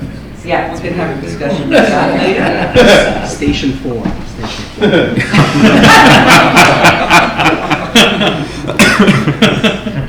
So, We had it this one o'clock. the council's in agreement, and it certainly makes it, what did it, Julian, makes it more efficient to store his equipment out there instead of having to drive it from here out to Bourget. Our baseball diamond that's in Parc Simon, that baseball diamond, Mr. Boucher informed me that it had been there longer than he's been here. So we guessed 40 years. Back when he had hair. So certainly the baseball diamond itself, the lighting, and the tired fence are certainly warrant replacing. And based on the proposal we're going to show you tonight, we'd like to reposition the baseball diamond. So there's many definitions of a community hub, and the province has set out an entire program for building community hubs, and they have a separate grant program just to go through the process of creating a community hub. So we'll look at that in the future. So it's basically to repurpose unused buildings to provide that important community space for people to come together and bringing services together. So why are we looking at this now? We do have this looming deadline of accessibility by 2025. We have this one-time funding opportunity, which I feel it's a large amount of money that the federal government and the provincial government have put forward. Martin's here tonight because he's been working very closely with the grant application, which you can imagine is about that thick. And working with, you look like you're losing enthusiasm. No. So we've been working very closely with the province and asking lots of questions. And the program is open and available to new construction or repurposing construction. So depending where we go with this project. We have a high need for a community center. City Hall is not big enough. And 1560 Laurier is definitely inefficient energy-wise. So part of this grant funding is leaning really, really hard on improving our carbon footprint on the municipality. So they'll be looking at us making steps to move forward on energy efficiency. And as you recall, you received an energy report 2 weeks ago about how Jean-Marc Laurent was not hitting the mark. But if we keep the 1560, we still have the problem of not unless we invest money in making it less. More efficient, but it'll be much less used. So it won't be taking up as much energy, right? Because the Centre isn't open all the time, and, you know, we have employees there from 7 till 7, some. Depends on what time you leave at night. That's right. It could be 8 or 9. We'll also have to tell Gilles Chapin to go home at some point. Yeah, yeah. Otherwise. And I think you can all admit that the Client Service Center is too small. Right? That area was not designed. We introduced the concept of the Client Service Center. It's certainly been very well used, and, you know, we have people lined up out the door at lunchtime. And I've also asked Martin this year to have a look at Client Service Center policy and with the potential of adjusting hours. So it's something we can talk about later this year. But there's definitely, we need more room there, and we need meeting rooms for couples that come in to get a marriage license.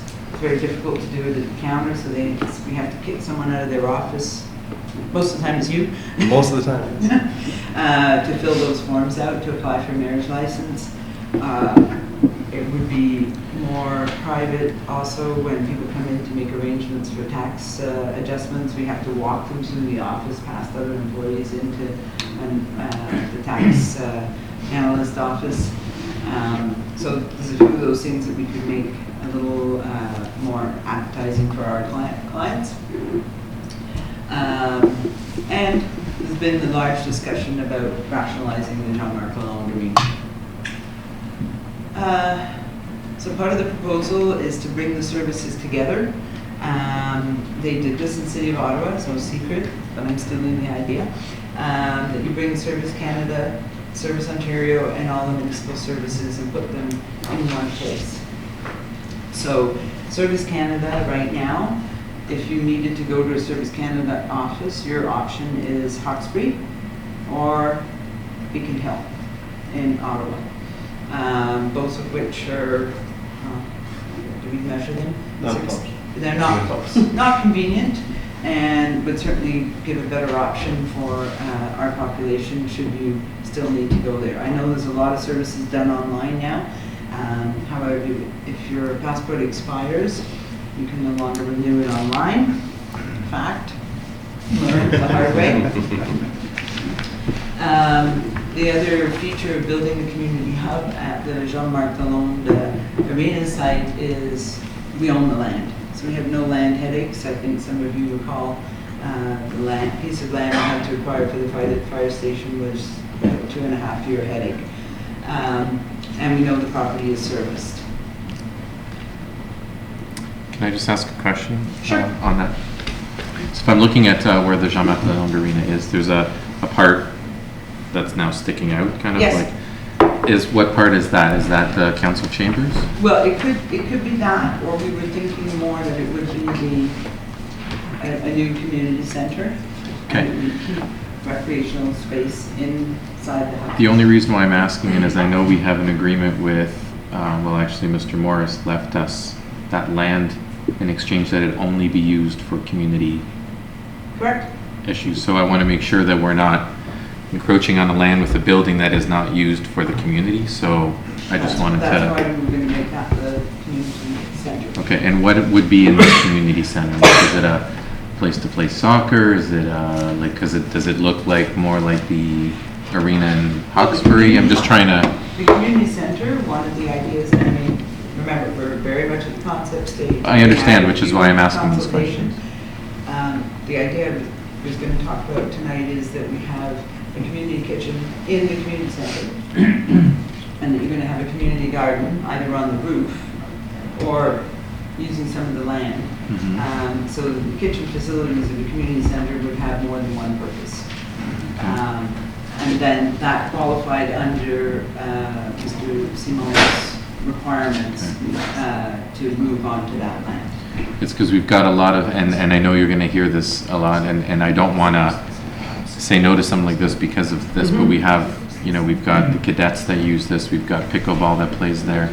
So, and among other things as well, there are many people who use the facilities right now, so I would hate to not include something where, and I don't want to, you know, let's say hold the whole project hostage for pickleball. I've tried it and it's not good for me. But I just want to make sure that we're not just kicking them out. So let's not forget that if we don't get the grant, we don't go ahead. Right, no, I understand. They are number one of mind, and certainly if we move forward with this project, we're going to sit down and understand their requirements. Okay. Based on the square footage of Jean-Marc Lalonde Arena, its footprint on the ground is 32,000 square feet. So the idea I have right now, and please keep in mind it's not cast in stone, is we would use the front part of the building as much as possible for staff, client service center, so you have that nice little access road. And at the back, leave as much space as possible to create a safe, clean facility that's one big open space that you could divide up if you need to, but would still allow them to play pickleball. I looked at how much space they needed for the cadets, and they needed the size of a double gym, which is about 8,900 square feet. We have 32,000 square feet to play with. City Hall needs about 9,000, so we still have more room to accommodate the other groups. Obviously, the space is very inefficient right now. And it actually is quite tall, so I don't know if it was considered to kind of slice it in half and have two tiers where things can happen on both floors. Mr. Simard will tell us right now it's going to cost more. Well, of course it's going to cost more, but so it costs less. It costs less than actually, you know, buying outwards. And so once we get those I just wanted to throw that. architects and engineers involved, and I have one or two working for me that have shared their thoughts on this. Okay, thank you. But we certainly will be bringing back options to you, and of course the price tag is going to drive most of it. By having all those people, all those organizations, those groups, will there be enough parking? Because the current parking won't be big enough for the staff, for all the visitors and all the people who use it. Oh, it's massive parking. But they're not groups at school where there's just one activity. Bigger than what you got at the City Hall right now. Oh, yeah, it must be close to 200 parking spots. Yeah. We haven't counted them, but there was a lot of them. In the study, I think that's 300. Ça sera plus concurrent quand il y a des événements. Oui, mais là, ça sera pas ça dans ce facility assessment. Yeah, I think it says in there how many. Yeah.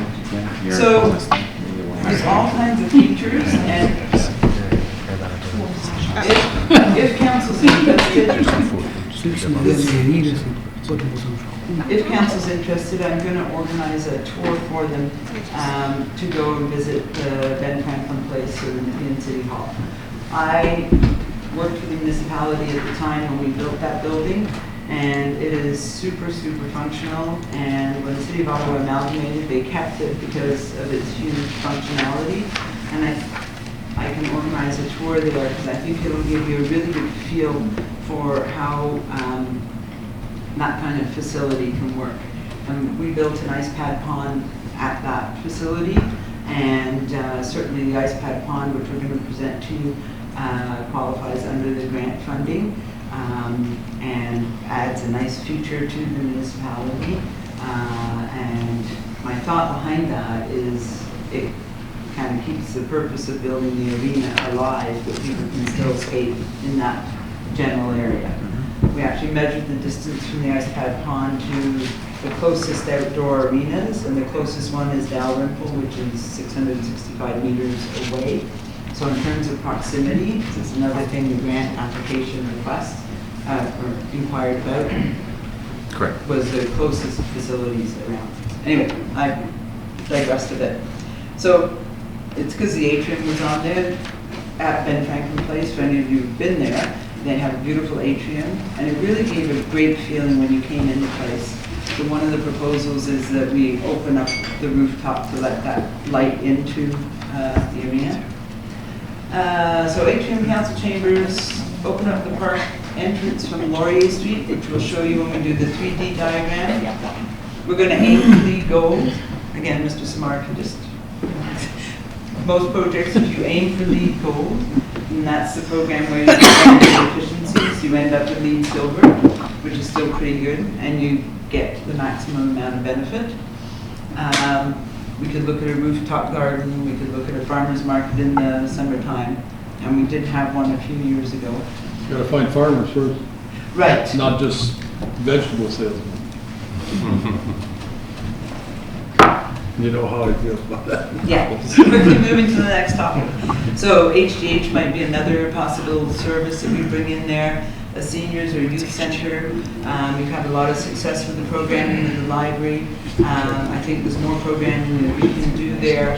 And it definitely was clearly identified in the strategic plan that we needed servicing. Sorry, what's HGH?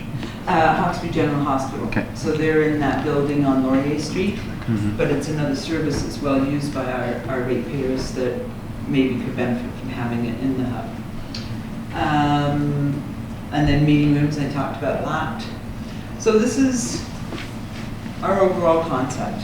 One of the biggest things here, and we're struggling a little bit with some of the research I did on the cost, is that connection from the community hub area to the library and the Y.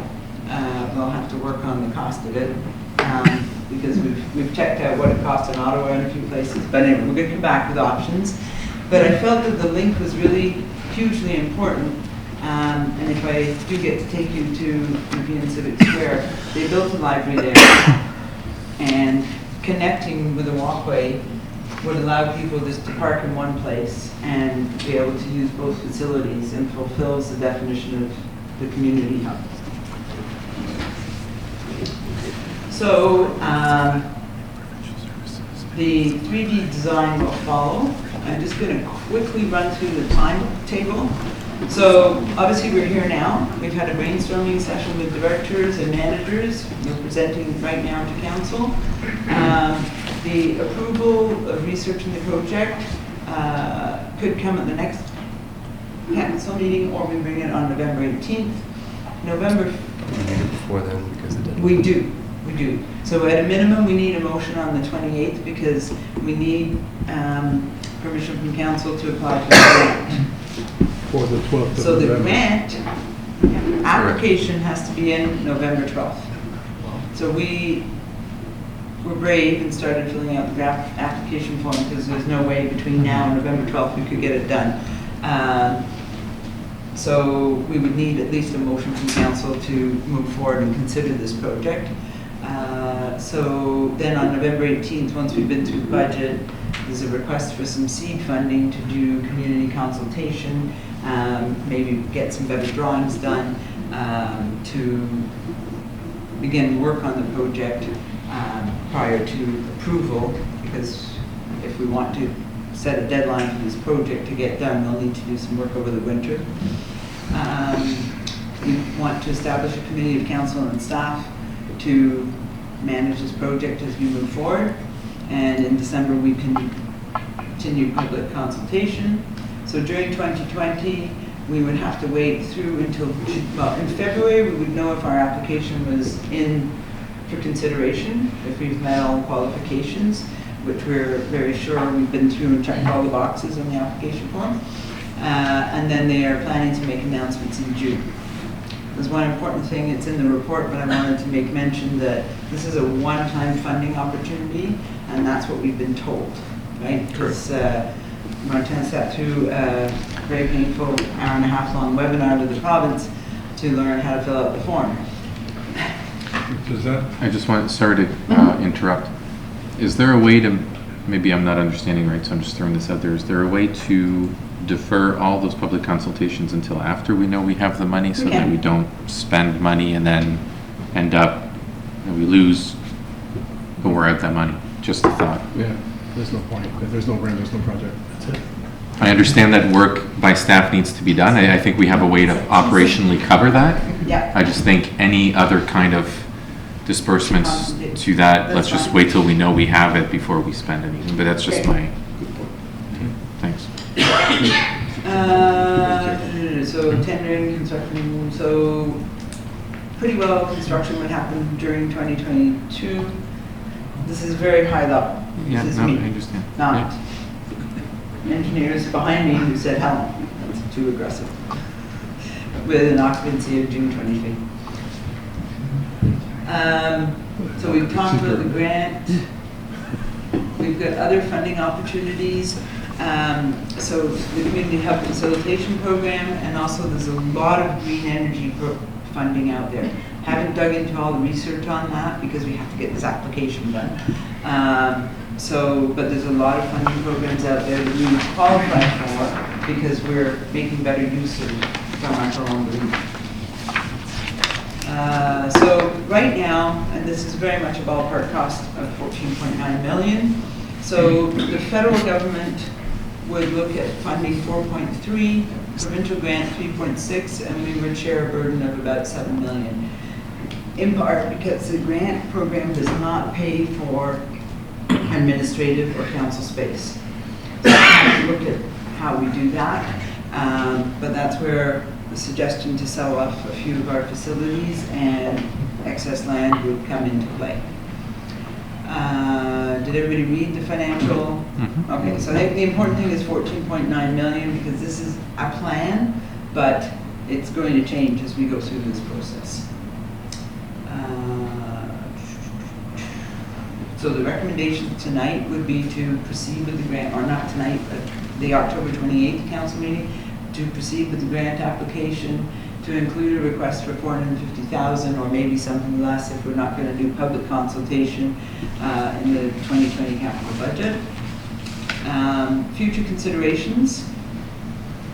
I thought if we actually build a nice community hub, we want to get people there, that we would actually look at potentially putting an electric bus that goes up and down Laurier. It would help with economic development and get people to the community hub.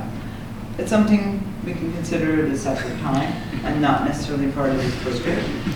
But The ones from Rockland all think it's a good idea. The ones from the villages are all like, I don't know. Well, UCPR Could just see their faces. Then all the cars would be allowed to I think the battery would run out before we got the This sample would be test. If you do that, you need parking, a large parking somewhere, you need to park. So something. I understand. Okay. And that's how we go from good to great. For those of you who've been listening for 5 years. She had the slide that went in there. I resist. Okay, slow clap. So now, we're But going to ask. you didn't see nothing but bylaw there, didn't you? You can clap all you want. He's here for moral support. Moral support. So now,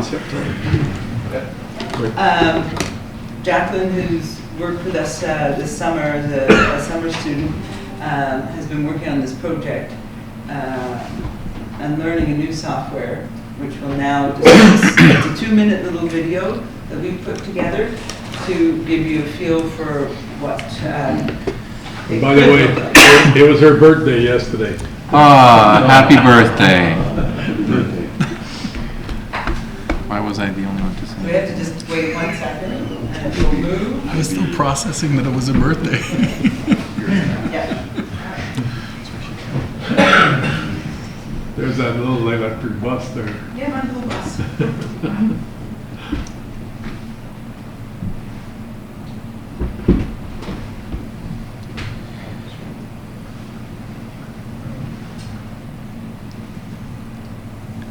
I think the bridge is going to cost more than everything.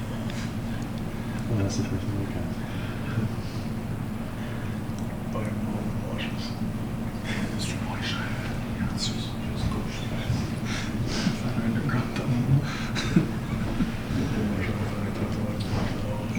So you can see we've researched all that.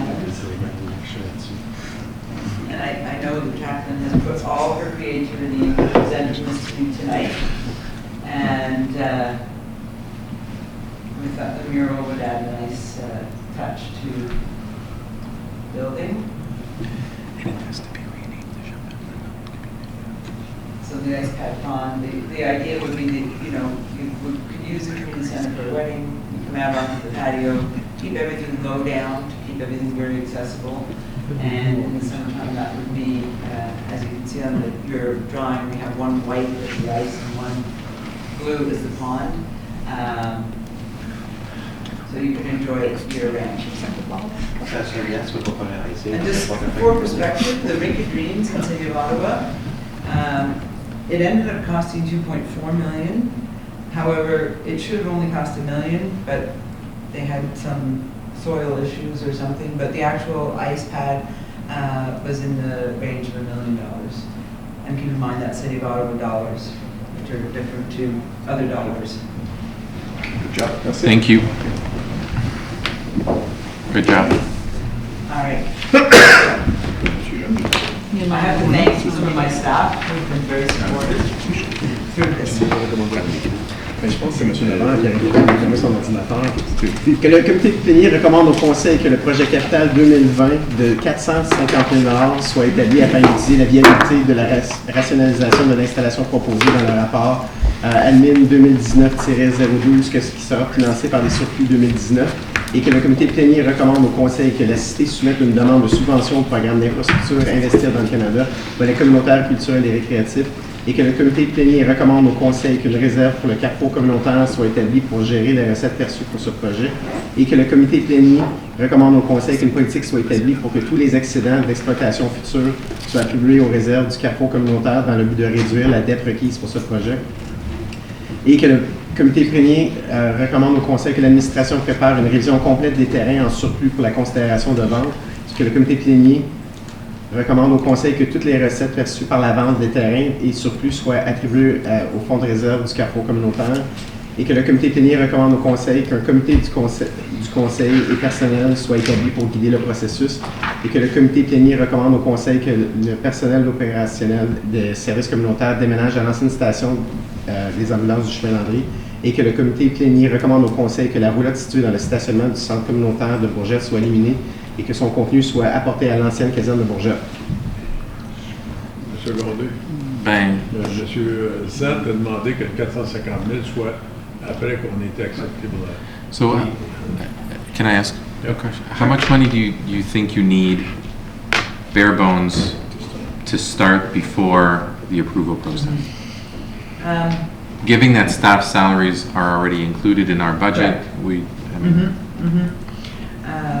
to move through the process, obviously, we've got to do, I want to do as much pre-work as I can, so like, there'll be some legal fees on the finding out, understanding what we can do with the museum, and things like that, so. Can you do half of that? Would anybody? Half would be fine, if we're not going to do consultation. And that's coming out of, you said it's coming out of which pocket of money? There's a surplus that you're going to get a report on projected for 2019. So as we're nearing the end, we bring you a surplus based on our, all the managers and directors look at what money they need left. Okay. So you're going to get that report at the next council meeting on the 28th. So is everybody okay with half? It's just that in all the whereas, I think there's a couple of things on there that are, I think the focus right now should just strictly be on applying to this thing, and then we can figure out the rest.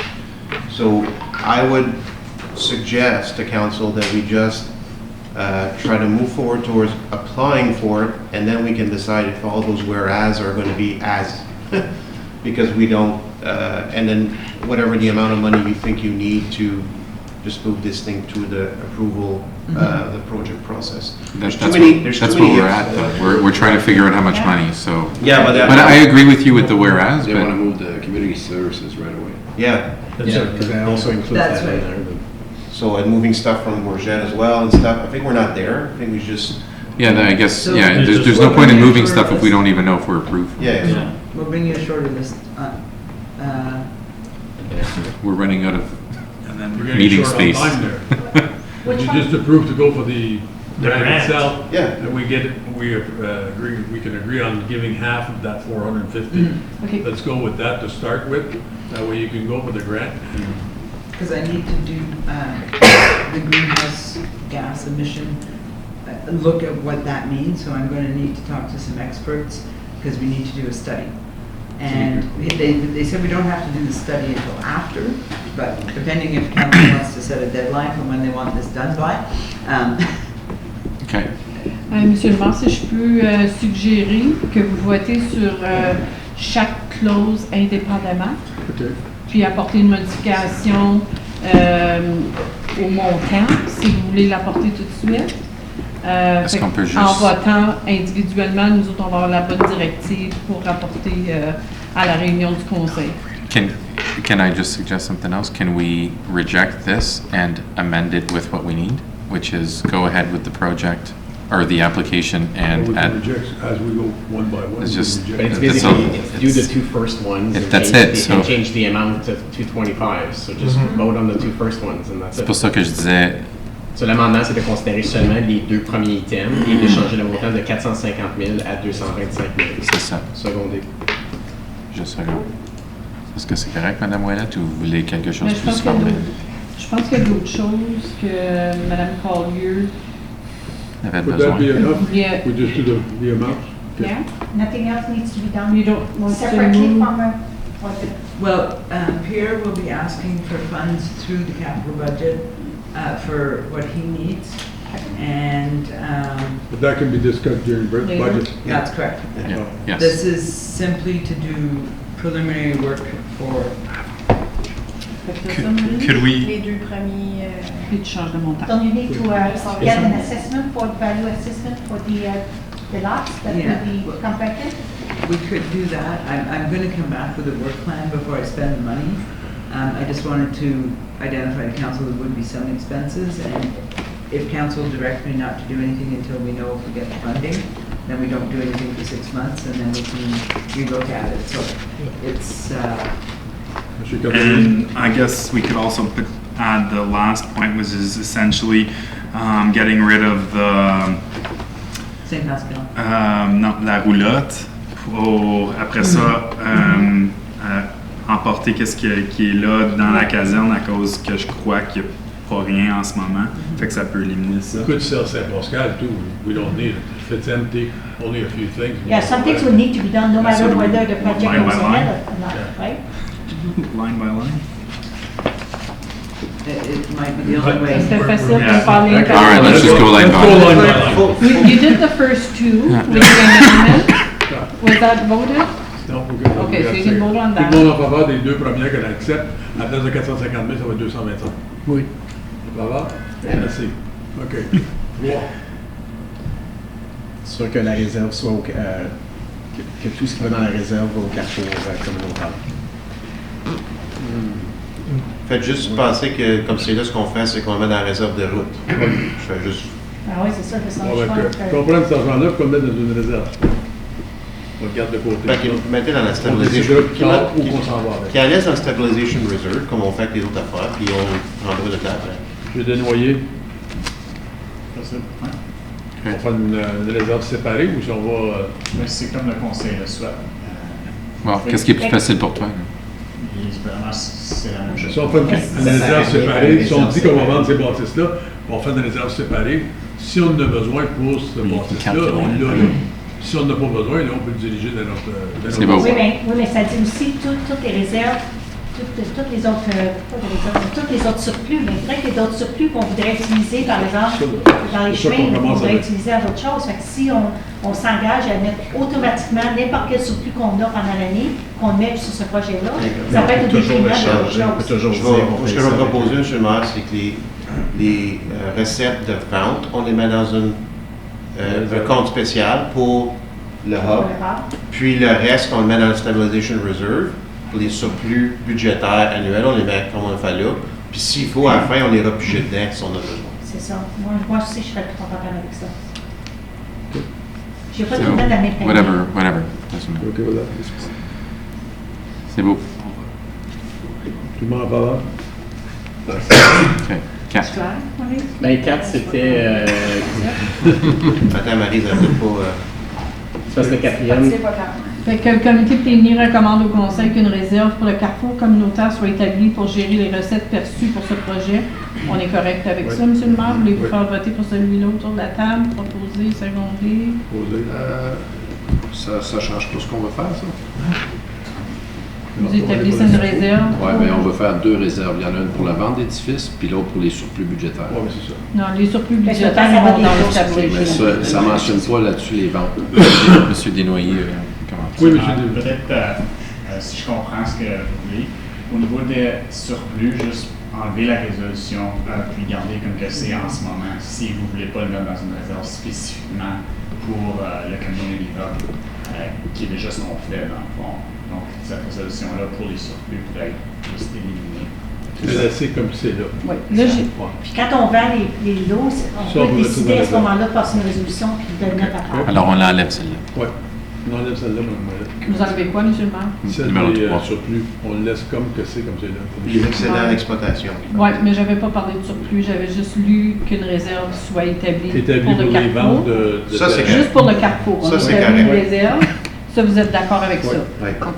Non, mais c'est pas ça que... Non, pour les ventes, on s'en va de savoir dans On une n'a pas dit réserve. ce qu'il y avait dans la réserve. dans le fond. Est-ce que c'est ça que vous voulez dire après? Oui. OK. Et l'autre point d'après, c'est qu'une politique soit établie pour que tous les excédents d'exploitation future soient attribués aux réserves du carrefour communautaire. Ça, on a C'est dit ça qu'on enlève. Ça, on enlève. Parfait. L'autre après, c'est recommande que le Conseil, que l'administration prépare une révision complète des terrains en surplus et comme considération pour les ventes. Seulement si on a... Mais ça, on sait quel que c'est. Après, pas pour l'instant, c'est... Seulement si on a Ben, funding, il non? faut attendre Ouais. qu'on bâtisse le hub avant de commencer à vendre les bâtisses puis de déménager tout le monde. Sauf faut attendre que le funding Ben, soit c'est approuvé. soit ça ou bien que tu fais l'exercice quand même, c'est pas perdu. Tu as Ben déjà, oui, non, mais tu as déjà ta liste, puis si jamais, mettons qu'on ne fait Tu pas peux le faire la hub. liste seulement. Hein? Tu peux faire la liste seulement. Oui. Mais on ne se met pas à vendre des bâtisses. Non, non, on les vend pas, on essaie de faire la liste. Moi, je peux ajouter la liste et l'étude des terrains en surplus. On aimerait la faire quand même, puis vous l'apporter comme suggestion. C'est vous qui allez nous dire oui ou non si on va en déclaration de surplus avec ces terrains-là. OK. Bon, Fait que nous, si on peut faire du travail sur le champ, ça va être fait à l'interne, sur les terrains. On va de l'avant avec l'étude, faire une étude pour les terrains qu'on va vendre. Fait que c'est pas juste les terrains là, qui sont concernés dans le projet, vous voulez dire n'importe quel autre terrain qu'on a dans le système. Si on l'a, oui. OK. Fait que ça, c'est correct, M. le maire? Regardez les terrains, ça croissance. Il y a des terrains, vous allez être sur. Prochaine. Ensuite, Le prochain, c'est que tous les recettes perçues par la vente de terrain ou en surplus soient attribuées au fonds de réserve du carrefour communautaire. Ouais. Ça, on avait dit oui. Pour les terrains. Si on vend des bâtiments, si on vend des terrains d'accès, ça va dans la réserve communautaire. L'autre, c'est qu'il y a une formation du Conseil. 4 secondes, Neil. Oui, mais C'était juste sa liste-là, c'est pas les autres terrains excédents. c'est ça. Ah, ben ça, on va décider quand la liste va être amenée à nous autres quand même. OK, Oui, mais ça va on spécifier n'aura pas si la- spécifié comme quoi avec toutes les ventes. Parce que c'est toutes les ventes, là. Oui. Moi, je veux pas toutes les ventes, parce Deux que là, choses on va séparées. pas avoir d'autres choses là, qui sont importantes. On décide de là quand la C'est ça. fait que ça, on l'enlève, M. le maire? Oui. OK. Qu'un comité du Conseil du personnel soit établi pour guider le processus. Je pense qu'on peut attendre. Il va être comité ou si vous attendez? On va attendre que ça soit accepté. Ça, non, on enlève ça. OK. Que le personnel opérationnel des services communautaires déménage dans l'ancienne station des ambulances du chemin Landry. Ben, Ça, ça c'est pas change. fait encore, là. Ouais, mais quand, j'ai une question, Monsieur le maire. Quand est-ce que, parce que là, la caserne est prête pour les ambulances, est-ce que... C'est pas prêt maintenant. parce C'est pas que prêt? OK. Les pompiers restent dans le... Ah, OK, parce que l'espace. l'autre partie. Oui, oui. Je vais When do vous we dire- think? Je vais OK. vous dire après-demain, là, parce que on a un petit accrochage en quelque part, là, on va en discuter au côté de tout. Est-ce qu'on peut attendre que ça là, Oui. puis juste passer la résolution D'accord. séparée quand ça sera Oui, le cas? c'est beau, merci. Le dernier, c'est que la roulotte située dans le stationnement du centre communautaire de Bourget soit éliminée, que son contenu apporté à l'ancienne caserne de Bourget. Oui. Ça, c'est correct? Oui. Quand vous dites la roulotte, c'est pas la maison blanche. C'est correct, hein? La roulotte, c'est pas le... Non. Je vais regarder au fur et à mesure. C'est pas C'est la mon roulotte. nom. C'est dans les noms. Yeah. Go ahead. Your name and your address. Oui, moi j'ai fait ça, c'est quoi? C'est un sea container. C'est un sea container qui est dans qui est dans le stationnement du. Oh, qui est en arrière. Ouais, oui, excuse-moi, juste en arrière. Ah, ok. Puis on en mécanise. Ok, je pensais que c'était la maison Du blanche, sable, c'est puis fermé. du. Non. Ok, ok. Donc, puis ce qu'on veut faire avec ça, c'est qu'on va pouvoir, comme c'est là notre équipement qui fait le déneigement des trottoirs, on part toujours avec un screw, puis ça rend à Bourget. Donc, il y a tout ce temps de conduite-là qu'on parle. Donc, là, ce qu'on aimerait faire, c'est pouvoir laisser une pièce d'équipement là, plus partir, ça va être plus efficace, réduire les temps de OK, c'est bon. Voulez-vous qu'on le relise pour que vous fassiez un vote final? Est-ce que ça vous Monsieur Bouchard, vous allez être pressé. De toute façon, c'est comité plénière, ça va revenir à la régulière. C'est bon. Ça ne peut rien qu'on le relise. C'est bon. On a le temps. C'est On a tout. bien on a huis clos. Regardez, c'est déjà... On a un huis clos après. On a un huis clos, là. Oui, oui. Il y a déjà dans les scribes, la version française est déjà à lire. Est-ce que quelqu'un peut dire qu'on en a le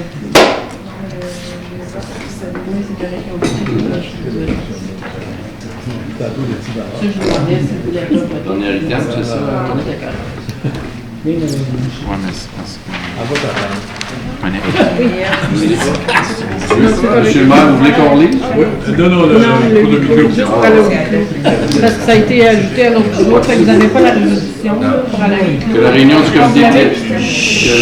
du comité plénier soit ajournée afin de tenir une session à huis clos pour discuter des sujets suivants, tels que stipulé à la loi 239 sur les municipalités, tels que modifiés. Le thème, monsieur le maire, c'est ressources humaines. Est-ce qu'il y a un secondaire? Une seconde. On passe au vote. Je demande la parole. bien fait ça, j'ai eu